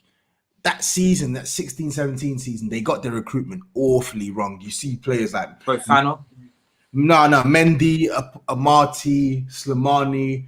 They got the recruitment. Yeah, you're right. But then the season after that, it got back on track. Signing the likes of Ricardo Pereira, signing the likes of I can't remember who else they signed. I'm trying to remember. They brought in Fofana this season. He's been incredible as well. Baller as well. He's a decent centre back, Sancho. Yeah. Tillemans is another one. They do. Tillemans is a very good buy. The thing is, from top to bottom, Leicester are just run superbly well in terms of their scouting, in terms of their youth development. because you see Luke Thomas coming through the ranks now. Ben Chilwell is obviously one of their academy prospects too. And then in terms of how they play football on the pitch, in terms of how they're coached, and then in terms of how they're doing it at a structural level with their training ground as well, like they're a club that are being ran correctly, and they're doing. I can't remember his name, Sinawatra. I feel the greatest legacy to his name is how they're being run now. They're being run perfectly, and I feel like they're definitely one of these teams that you can see over the next couple of years. If they get it right, they can be a permanent crack to that big six shape that's been formed. Yeah, New Boys Network. And Barnes too, in the super chat as well. Someone said as well in the chat about Grealish, and we talk about English tax. Grealish plays in a position where you pay the big money, 80 million. You don't pay 80 million for a holding midfielder. I've never seen it before in my life. Every penny. Grealish is the best baller in this league just behind De Bruyne. Yeah. You know what's crazy? I used to say that. I remember, I think it was last season. I said Grealish is quality, but like, I don't know. I said this at the summer. I don't know if I'd pay 80 million for him. I think it's too much money. But now, the level that this guy keeps going to, I think that's the level he's performing at. That is the going rate for a player of that quality. Yeah, but that's the single-handedly you pay that money for. Yeah, you know what I'm saying? You don't pay 80 million for a holding midfielder.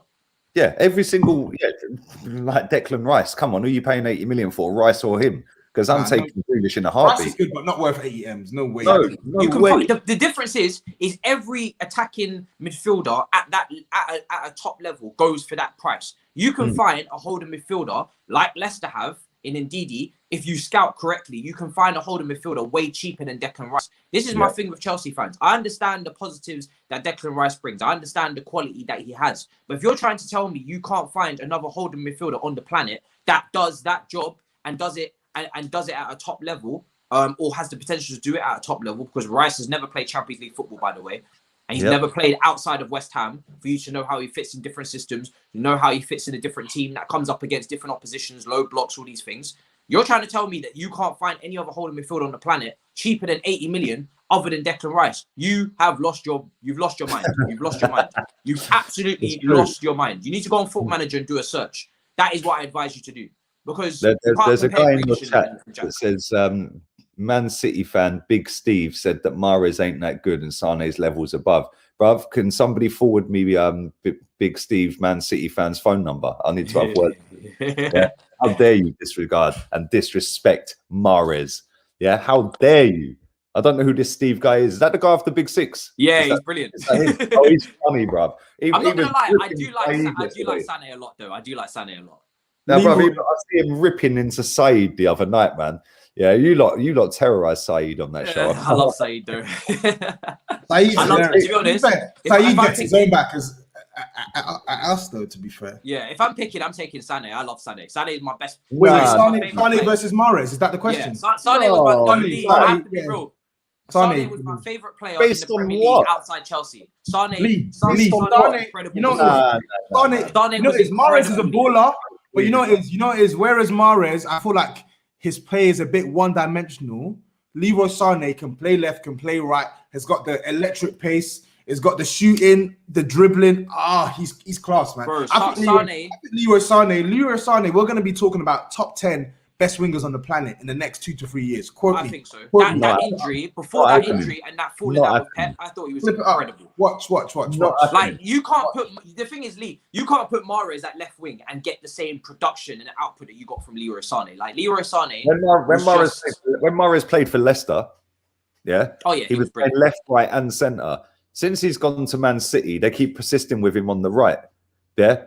He's not either. He's more of a number 10. Just let him flow. And he is quick as well. He's not so quick, of course, but bruv, no way is Sané better than Mahrez. I think Sané's better. I think Sané is no way. I can't have that, bruv. Nah, man. I'm getting my coat, bruv. Nah, that's not. Sané can hug the touchline. He can cut in on his left foot from the right, go down the left wing. He's got great decision making, cutbacks, shooting tech, dribbling, 1v1. Do you know what I mean? He's got pace. That's where Mahrez is a little bit not really as quick. I think I'm taking Sané. If Sané is at flow, Sane's just come back from a Massive injury. massive knee injury as well. He's only started like 9 games in the Bundesliga this season, and he scored 5 goals. He's got a couple of assists. It's just the attitude problem. That's Leroy Sané. You just have to go and look at what he did for Man City at his best in the Centurion season and the season after that. When even in the second half of the year when he was coming in and out of the team, the guy, he's a different prospect. He's different, absolutely different. I wish we had Leroy Sané in our team. I wish. I love Sané. I love him. Maybe I'm biased, so but he's one of my favorite players in the Prem when he was here. He is. Yep, I agree. He's so good. Loved him. Mahrez, you know, Mahrez is quality, but Mahrez has even played. Mahrez has been absolutely awful for Man City this season. I have to say, he's been trash. Disrespect to Mahrez, bro. It's not even disrespect. Like, I'm guessing Mahrez is a quality player, but I I swear to you, go ask any Man City fan. We'll even ask Big Steve. Mahrez has been pony this season. Pony. Bro. Nah, man. Did you not see his goal? But obviously, we'll get through some more questions. He is. Yeah, he's got the tech. He's a baller, yeah, but he's not played well this season. I think he's. What? I've seen him. He's been sick, bruv. But I admit, I watch him as much as Man City do. Yeah, but every time I've seen him this season, brilliant. Yeah, and every time Man City are on, I'm like, yo, look, yeah, come on, check Mahrez out, bruv. Yeah, check my boy Mahrez. And he always gets the ball. He's always positive. He can go right. For somebody skinny, bruv. Yeah, I'm surprised he don't get snapped in half. Yeah, because if I was to go clean through him. Nah. Yeah. Honestly, I'm telling you, Lee, I've watched so many games, Man City game, because Matisse knows, I watch football religiously. I've watched so many matches for Man City this season where he has been bad. Like, he stunk out the joint. For no reason as well, because, like, you are quality. You're a quality player. You shouldn't be playing like this. It's weird. This comment is spot on. Sané reminded me of Giggs. Oh, no, man. Nah. He did. Man. Yeah, how are you putting Sané Giggs? Not on the same level. I'm saying in terms of the way that he played the game and the way he tried to play from that left-hand side. I can't see that, bro. Nah, bro. Nah, you lot. I just asked Big Steve, by the way, if I was bugging by saying that, and he's even said it as well. He's not been that good, to be honest, but he also rotates a lot. He's not played well. I'm telling you, Mahrez has not played well this season for Man City. Trust me on that one. How are people putting my man in the Giggs? Like, I'm not saying Giggs level. No. How? Giggs is a football great, football legend. How? Do not get it misinterpreted, people. Let's not start levels above Sané. We know. Please do not be deaf. Do not be deaf. We know Giggs is better than Sané. Please, God, do not try it. What I'm saying is the way that Sané played. He tried to play. He reminded me of the way Giggs played in the same. It doesn't mean levels, because obviously you can take a League 2 player and you can say, oh, if he runs into the box and he arrives late and he's doing it at a good level in League 2, you can say, oh, he reminds you of what Lampard does at a high level. I'm not saying he did it at the same level, but the way that he tried to play, that in terms of play. Think about how many players that were left-footed on the left wing have we really seen in the Premier League? Not many. So it's not really a weird comparison to make in terms of the way that they tried to play style-wise, because there's no other real comparisons to be made. There's no other players in the league that tried to play like that from the left-hand side. Really, who else from the left wing, left-footed, played on the left wing in the Premier League? I can't think of anyone. Overmars. Left wing. Perez played. Perez is right-footed, no? Overmars. Yeah, no, I'm saying, but Perez played left wing. Yeah, but he was right-footed. That's my point. Oh, you're saying left-footed players? Yeah, left-footed. Yeah. I didn't watch Overmars, so I was too young. That were better than Giggs. I ain't saying Overmars is better than Giggs, by the way. I'm not saying he's left-footed and played. Gareth Bale was left-footed. Yeah, true. But he was more. Neto's left-footed and plays left wing. But I think Gareth Bale was more of an athletic, more than that type of winger. I can't believe we're having this conversation and Giggs because they're both lefties who played on the left. Nah, bro. Someone said Stuart Downing. Someone said Stuart Downing. I don't know. Maybe it's just me in it, but someone said Stuart Downing, isn't it? Stuart Downing. Oh shit. Oh my god. My thoughts on Pulisic. This will be the last question. My thoughts on Pulisic plus 40 million for Sancho. I would say no at the moment because I think Pulisic is a great player, but he's very injury prone, which worries me. I wouldn't say he's a great player, Matisse. You don't rate Pulisic? No, I think he's got potential, but I don't rate him highly. Potential for 6 years though. That's the problem, isn't it? I don't rate him highly. No, I feel like I feel like last season shocked me in terms of what he was doing in a positive way, especially during the restart. He was doing his thing, but Pulisic is not a player that you can say he's a great player. I don't think he's not done anything to warrant that praise. I think he's just about a good player and he's got big potential. But until he turns his potential into pure product, then we can't call him a great player. He's got great dribbling qualities, but I feel like his decision making is still off. It's still off. His decision making when he was at his best last season was brilliant, but obviously, towards the end of the restart, it was. Towards the end. Look at this season. He needs. Do you know what he needs? He needs a season with no injuries, and then just to calm down and just be consistent. He's still very young as well. Sancho though, for 40 million. But this is what I'm saying. And man in the chat will say I've got an agenda. I don't have an agenda against Pulisic because I've been saying this since he was at Dortmund before he joined Chelsea. Yeah. When people don't realize, I watched this guy when he was 17 years old at our ground in the Champions League 3 years ago, and he was the best player on the pitch. We won that game 3-1 against Dortmund, but he was their best player on the pitch. But guess what held him back in that game? Decision making. If his decision making was better, he could have won then the game. And that was like what, 17, 18 years old. He's now what, 21, 22 years old, yeah? He had his breakthrough, he had his proper breakout season last year where statistically, because if you look at his numbers last year compared to his previous years, complete night and day. Like his stats last year were very, very, very good. Very, very good. And I think he's a player that struggles with injuries, and he's for a young player that's developing and that needs to find consistency in their game. To have all these injuries is pissing him up a bit because he's stopping and starting. And that adds to it though. That adds to it. That's what I'm saying. Like he's young. He's got mad. Like when you look at the things he's good at, you'll struggle to name 10 players in the league that dribble better than this guy. Yeah, he's been poor this season though. I agree with you. He hasn't been great this season. He's been poor this season, but what I'm saying is when he's dribbling when he's got the ball at his feet, you'll struggle to name 10 players in the league who are better at going past players. Like that is literally his meat and drink. But what I'm saying is, we need to see more of the qualities that we saw towards the end of the last season on a more consistent basis. Last season, we were seeing him take shots on his left foot, take more risk with his right foot, creating opportunities when he gets into the final third, scoring. He's got time on his side. He's a young player, but what I'm saying is I can't call him a great player now because I feel like he needs to do more to be worthy of a great player tag. Can he develop into a great player? Yes. Is he a great player right now? No. Why is that so difficult to understand and say? So 40 million for Pulisic plus 40 million for Sancho. Surely are you taking that? Yeah, I don't think that makes sense. No, that wouldn't make no sense. It doesn't make no sense. That was my point. That you wouldn't take that deal. That doesn't make sense.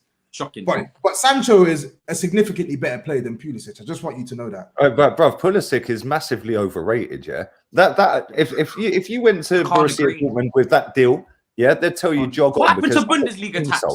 I can't agree with that. What happened to Bundesliga tax? What do you mean? What happened to Bundesliga tax? What, for me? Yeah. Well, how is Sancho like levels above Pulisic? Because when you saw Sancho in the Bundesliga at the same age as Pulisic in the Bundesliga, and you saw their productivity, it's completely different. And forget the Bundesliga. When you watch them play, it's clear to see one player is much more intelligent than the other on the ball. That's what I'm saying. So for me, Sancho is a much better player than Pulisic. Jadon Sancho is levels above Pulisic now. In fact, Jadon Sancho is a better footballer now than Pulisic will ever be. Yeah, I do not rate Pulisic one bit. And when you signed him for about 60 million quid or whatever it was, something ridiculous, 57 million or something stupid, I was like, bruh, you lot are mad. Yeah, because he ain't worth half of that. Yeah, he genuinely ain't. All I see from him is he's rapid over 5-10 yards and he glides, like Toby said, he just glides past people. Yeah, so quick with his feet. Yeah, where's his goals? Yeah, where's his goals?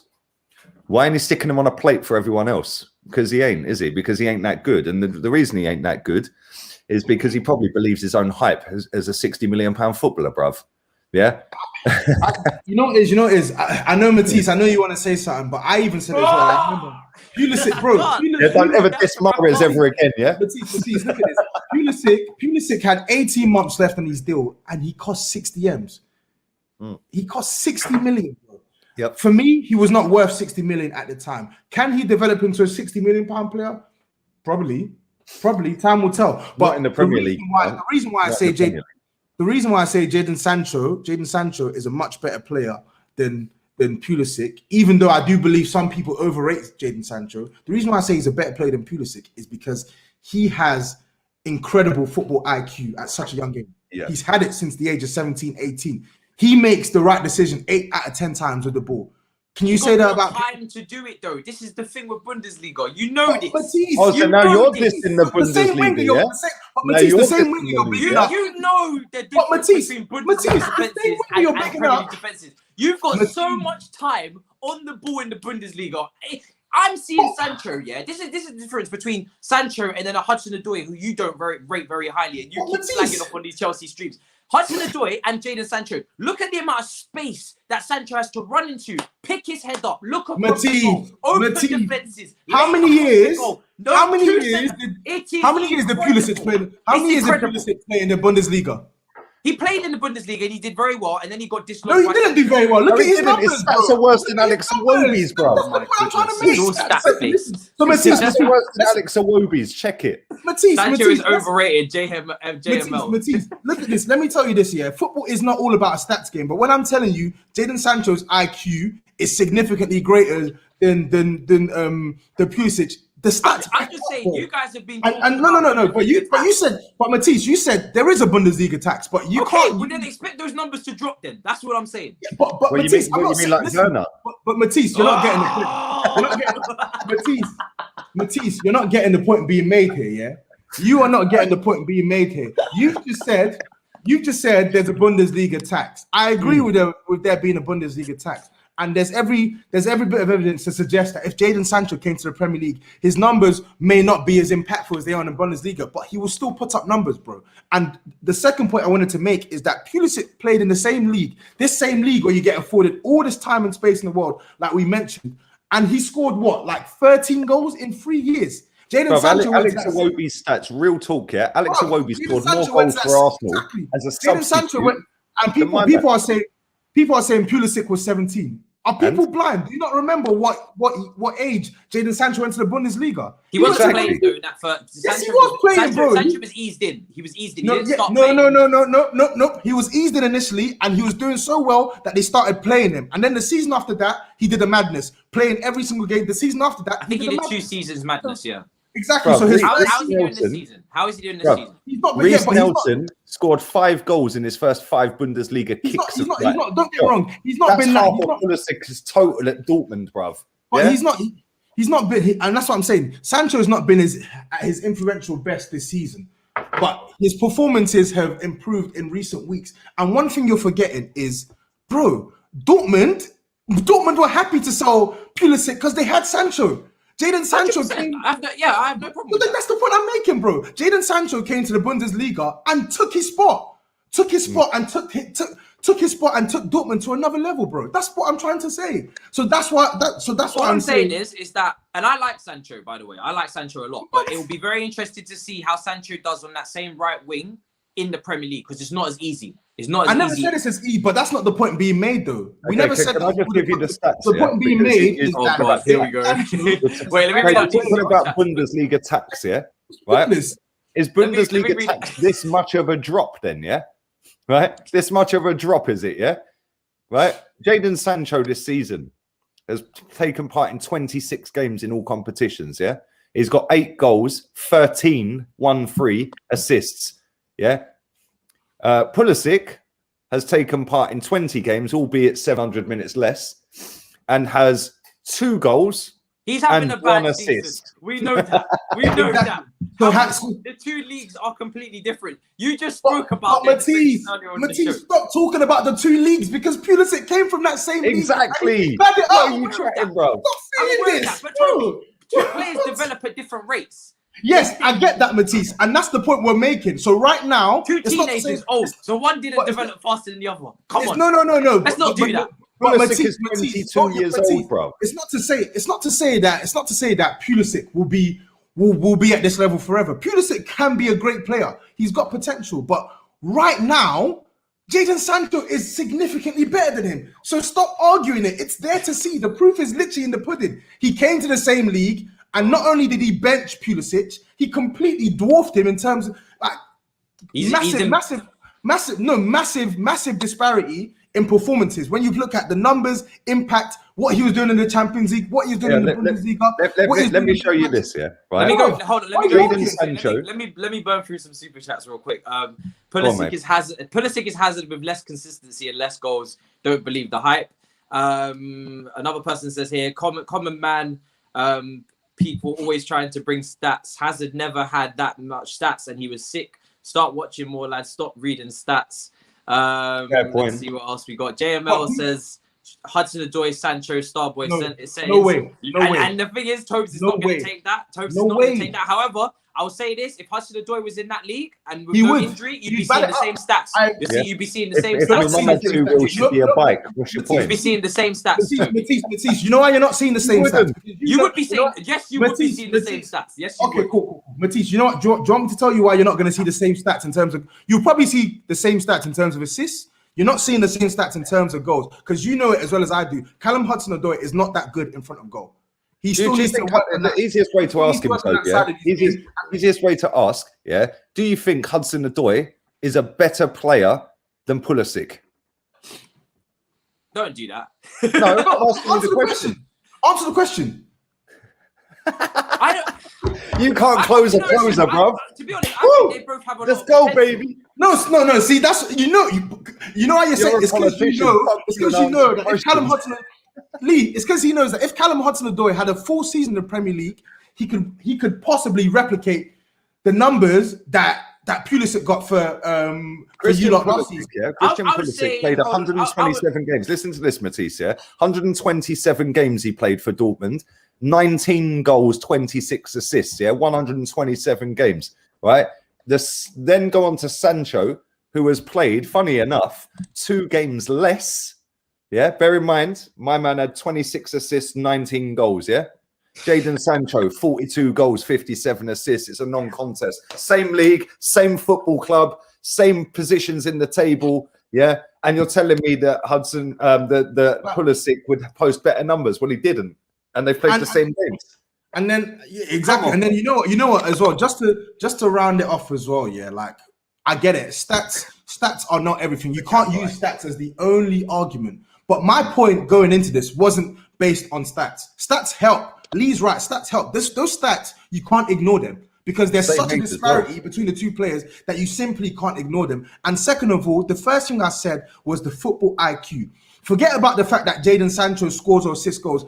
I'm telling you that his decision-making is miles better than Pulisic. So when he's in the final third, you trust Jadon Sancho to make the decision 8 out of 10 times.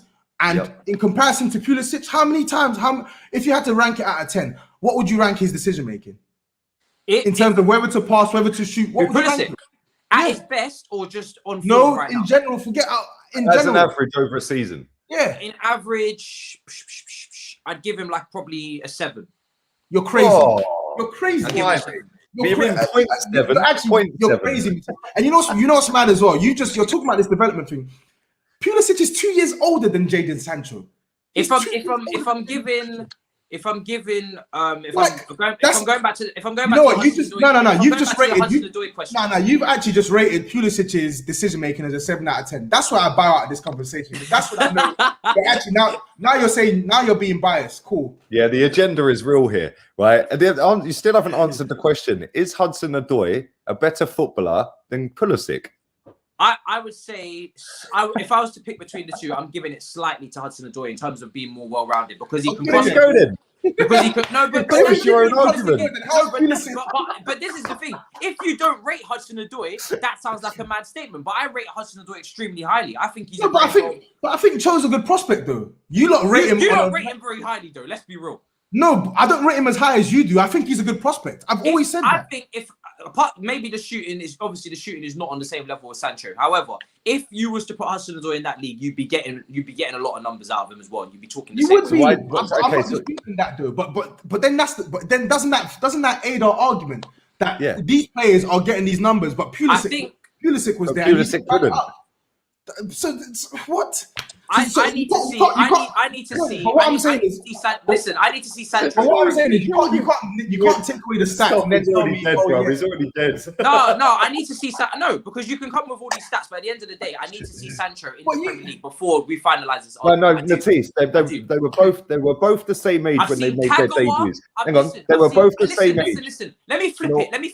I've seen Kagawa and Mkhitaryan put up stupid stats in the Bundesliga in the same position and then come to the Premier League and flop. So we can spin it and do it that way. You can say the want to do it that way? Do we want to do it that way? But Matisse, you're talking it. He's going to make his Premier League move soon. I rate Sancho, but let's see if the stats are as high. And let's see what he's doing on a consistent basis in the Premier League. 99 goal contributions in 125 You just gave the argument at the same age.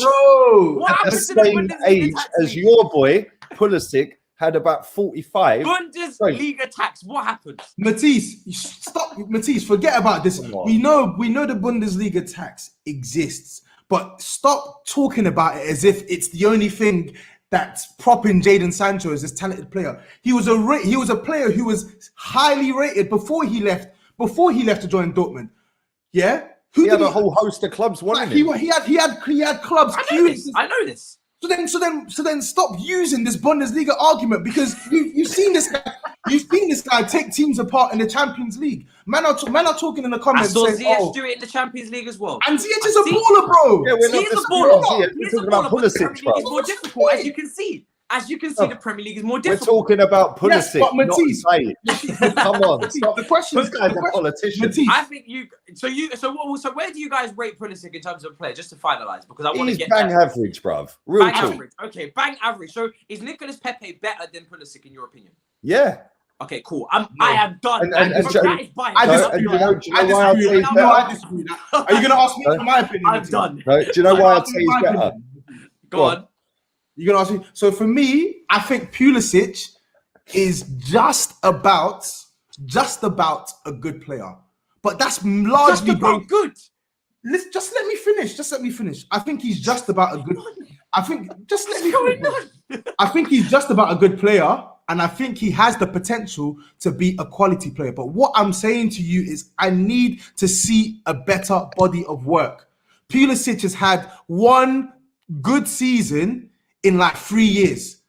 He gets injured too often. His decision making is poor, and there's still parts of his game that need refining. If he irons out these parts of his game, he is going to go right to the top because, as I've said on the same show, his X-factor ability with the ball is second to none. His dribbling is a joke. So if he adds decision-making to that dribbling, he's going clear.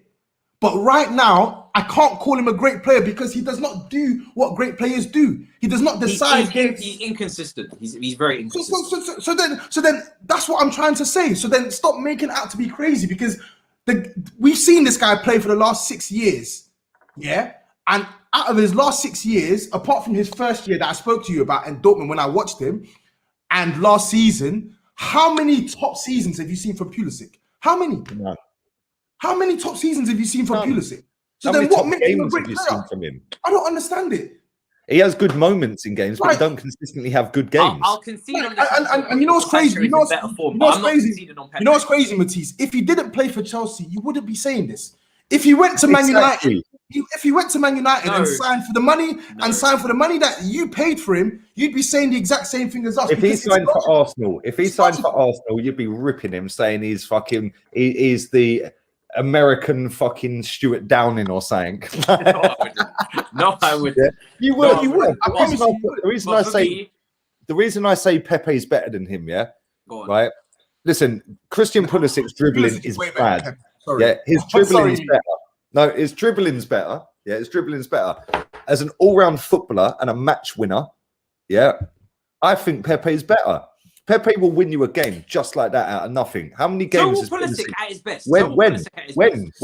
I'm still waiting. There's a caveat. Pepe at his best. We just. But how many times do we listen? We are very much. Pepe will win you a game regardless of whether he's at his best.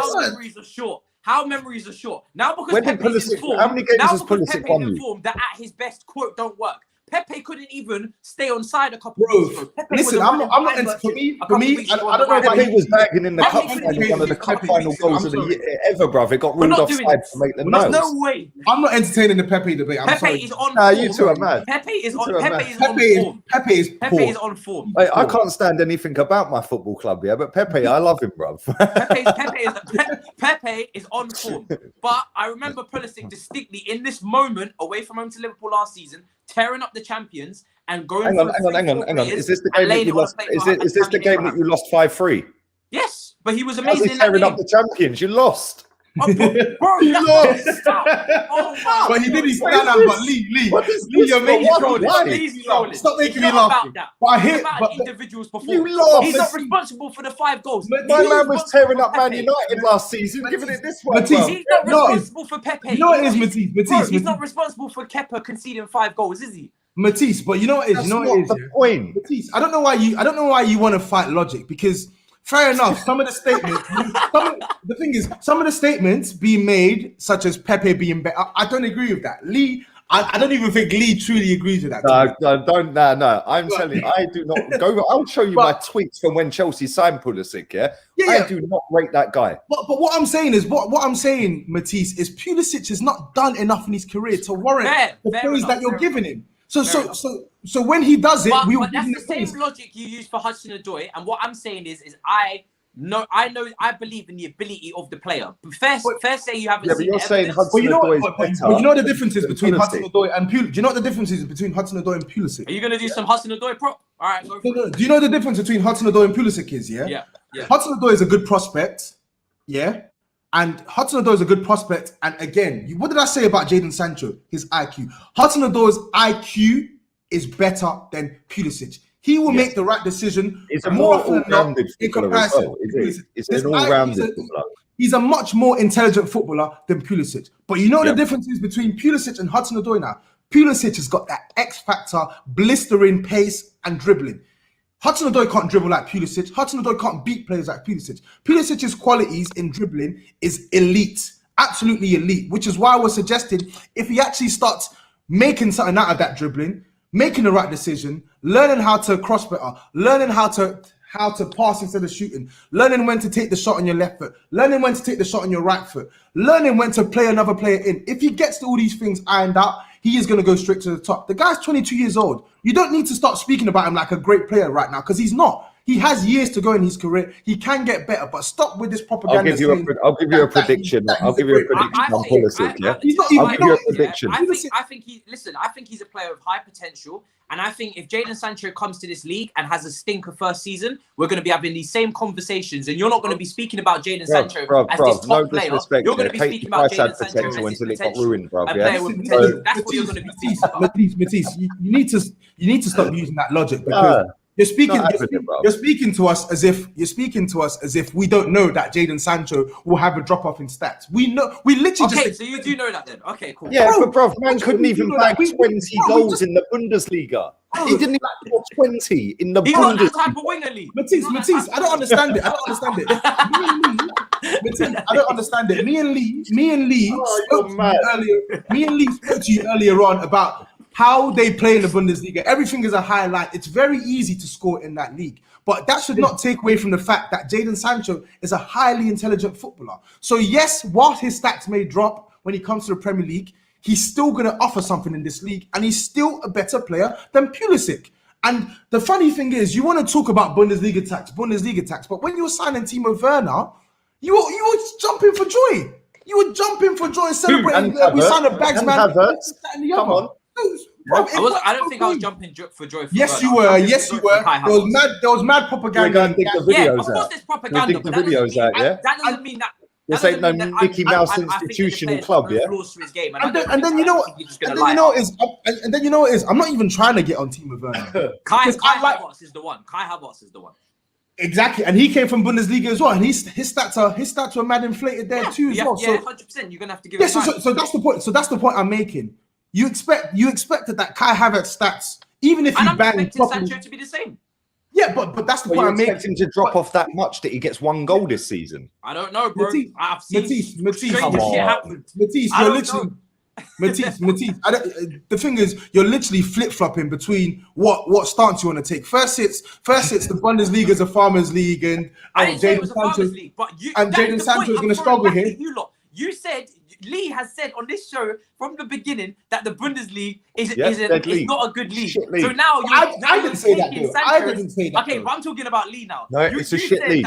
It is a shit league. The Bundesliga is not a league that you rate, and now you're allowing Sancho's I can't believe Bundesliga stats. We're nearly at 2 hours. I can't believe you had us here. I didn't say the Bundesliga was a dead league.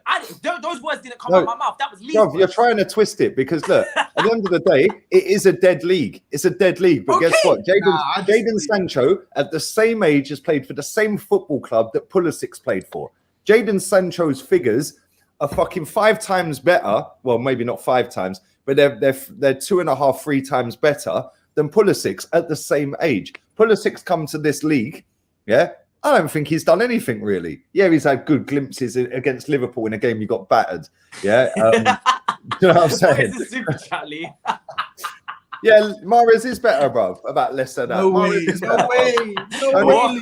Okay, let me put some logic on this argument, yeah? Let me put some logic on this argument, yeah? Let me put some logic on this, yeah? Just so you understand, right? If you put Mahrez in the MSN at Barca, would they still have won the treble? No. See, this is what I'm talking about. What do you mean, no?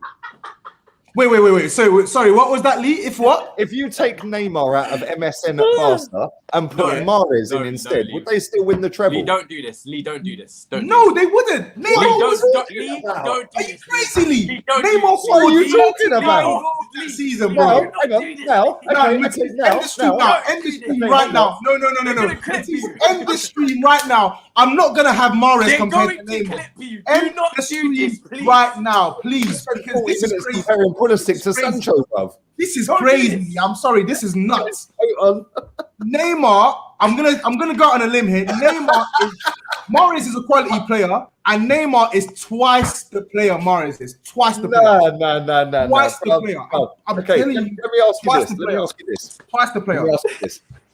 If you had taken Mahrez out of Leicester and put Neymar in there, would they have won the title? 100%. 100%. They wouldn't win the title. Yes, he would. No way they wouldn't win the title. Yes, he would. If you put Neymar in that Leicester team, 15-16, yes, he's winning them the title. Yes, he is. Yes, he is. Way. Yes, you see my man in the World Cup. Neymar is imagine him up against Shawcross, bruv. Come on, bro. Lee. Neymar has been twisting players in the Champions League, in the World Cup, at the biggest stage. The PSG game alone. You think Shawcross is going to stop Neymar? No. Barcelona come back against PSG. That game alone is over. Lee, I just want you. You know what? Yeah, don't even take my word for it. Yeah, Liverpool in the season. You know what? I have the same argument with Rance, by the way, because he's a Neymar boy, and I'm just I ain't having Neymar. Look at this. From a playmaking perspective, it's night and day. So Lee, I remember the formidable season. When Man City won the league. Who had the best defense in the league that season? I'm going to double check it now. So in terms of the team who had the best defense in the league that season, it was Liverpool by 1 goal. They conceded 22 goals. So it's fair to say that Liverpool had the best defense in the league that season. They had Van Dijk, Robertson, Trent, Gomez, whatever, yeah? So explain to me, why is it that when Neymar played against the best English side defensively in the league at the Parc des Princes, he had a jolly up? And you're telling me about Shawcross, he had a jolly up. Huh? Everyone has a good game. It's not just that one game. He's about Pulisic at Anfield, bro. He's done it against Man City. He's done it against Bayern Munich. He's done it against all of these sides. Pulisic has done it against Liverpool, bro. Yeah, it's like, come on, in a game they lost. It's the same shit. Matisse, and you know what, Matisse? You know what, Lee? Lee, you're deluded for this shout, and Matisse, you are deluded. You are deluded for this Pulisic agenda. So it's both not a of you, Pulisic agenda. Okay, cool. it's an L for you. Okay, You know what, listen, Lee, you're taking an L. Matisse, No. you're taking an L. Listen, I'm the listen. W today. Winner. I'm the winner today. Listen.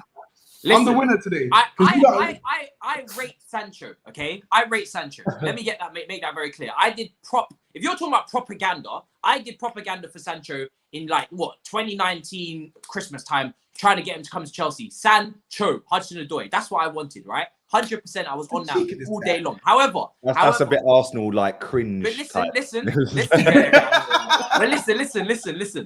But again, Kai Havertz. Again, I think he's gonna be a top baller. He's had a poor first season. I think he's gonna be great. Timo Werner. If you actually look behind the Twitter prop, where we don't really take that platform too seriously, and you actually speak to me on Werner, I've always said he's got fundamental issues in his game, and I think he's got a lot of improvement. But is he a good striker? Yes or no? He's a good striker. Yes. There you go then. Case done. He's a good striker. Simple. And yeah, and Pulisic has got potential. I don't think he's going to be average. Yeah, but you called him a great player, bro. You called him a great player. That was all right. You called him a great player. Fair enough. But he's barely a good player. He's bang average, bro. Bang average.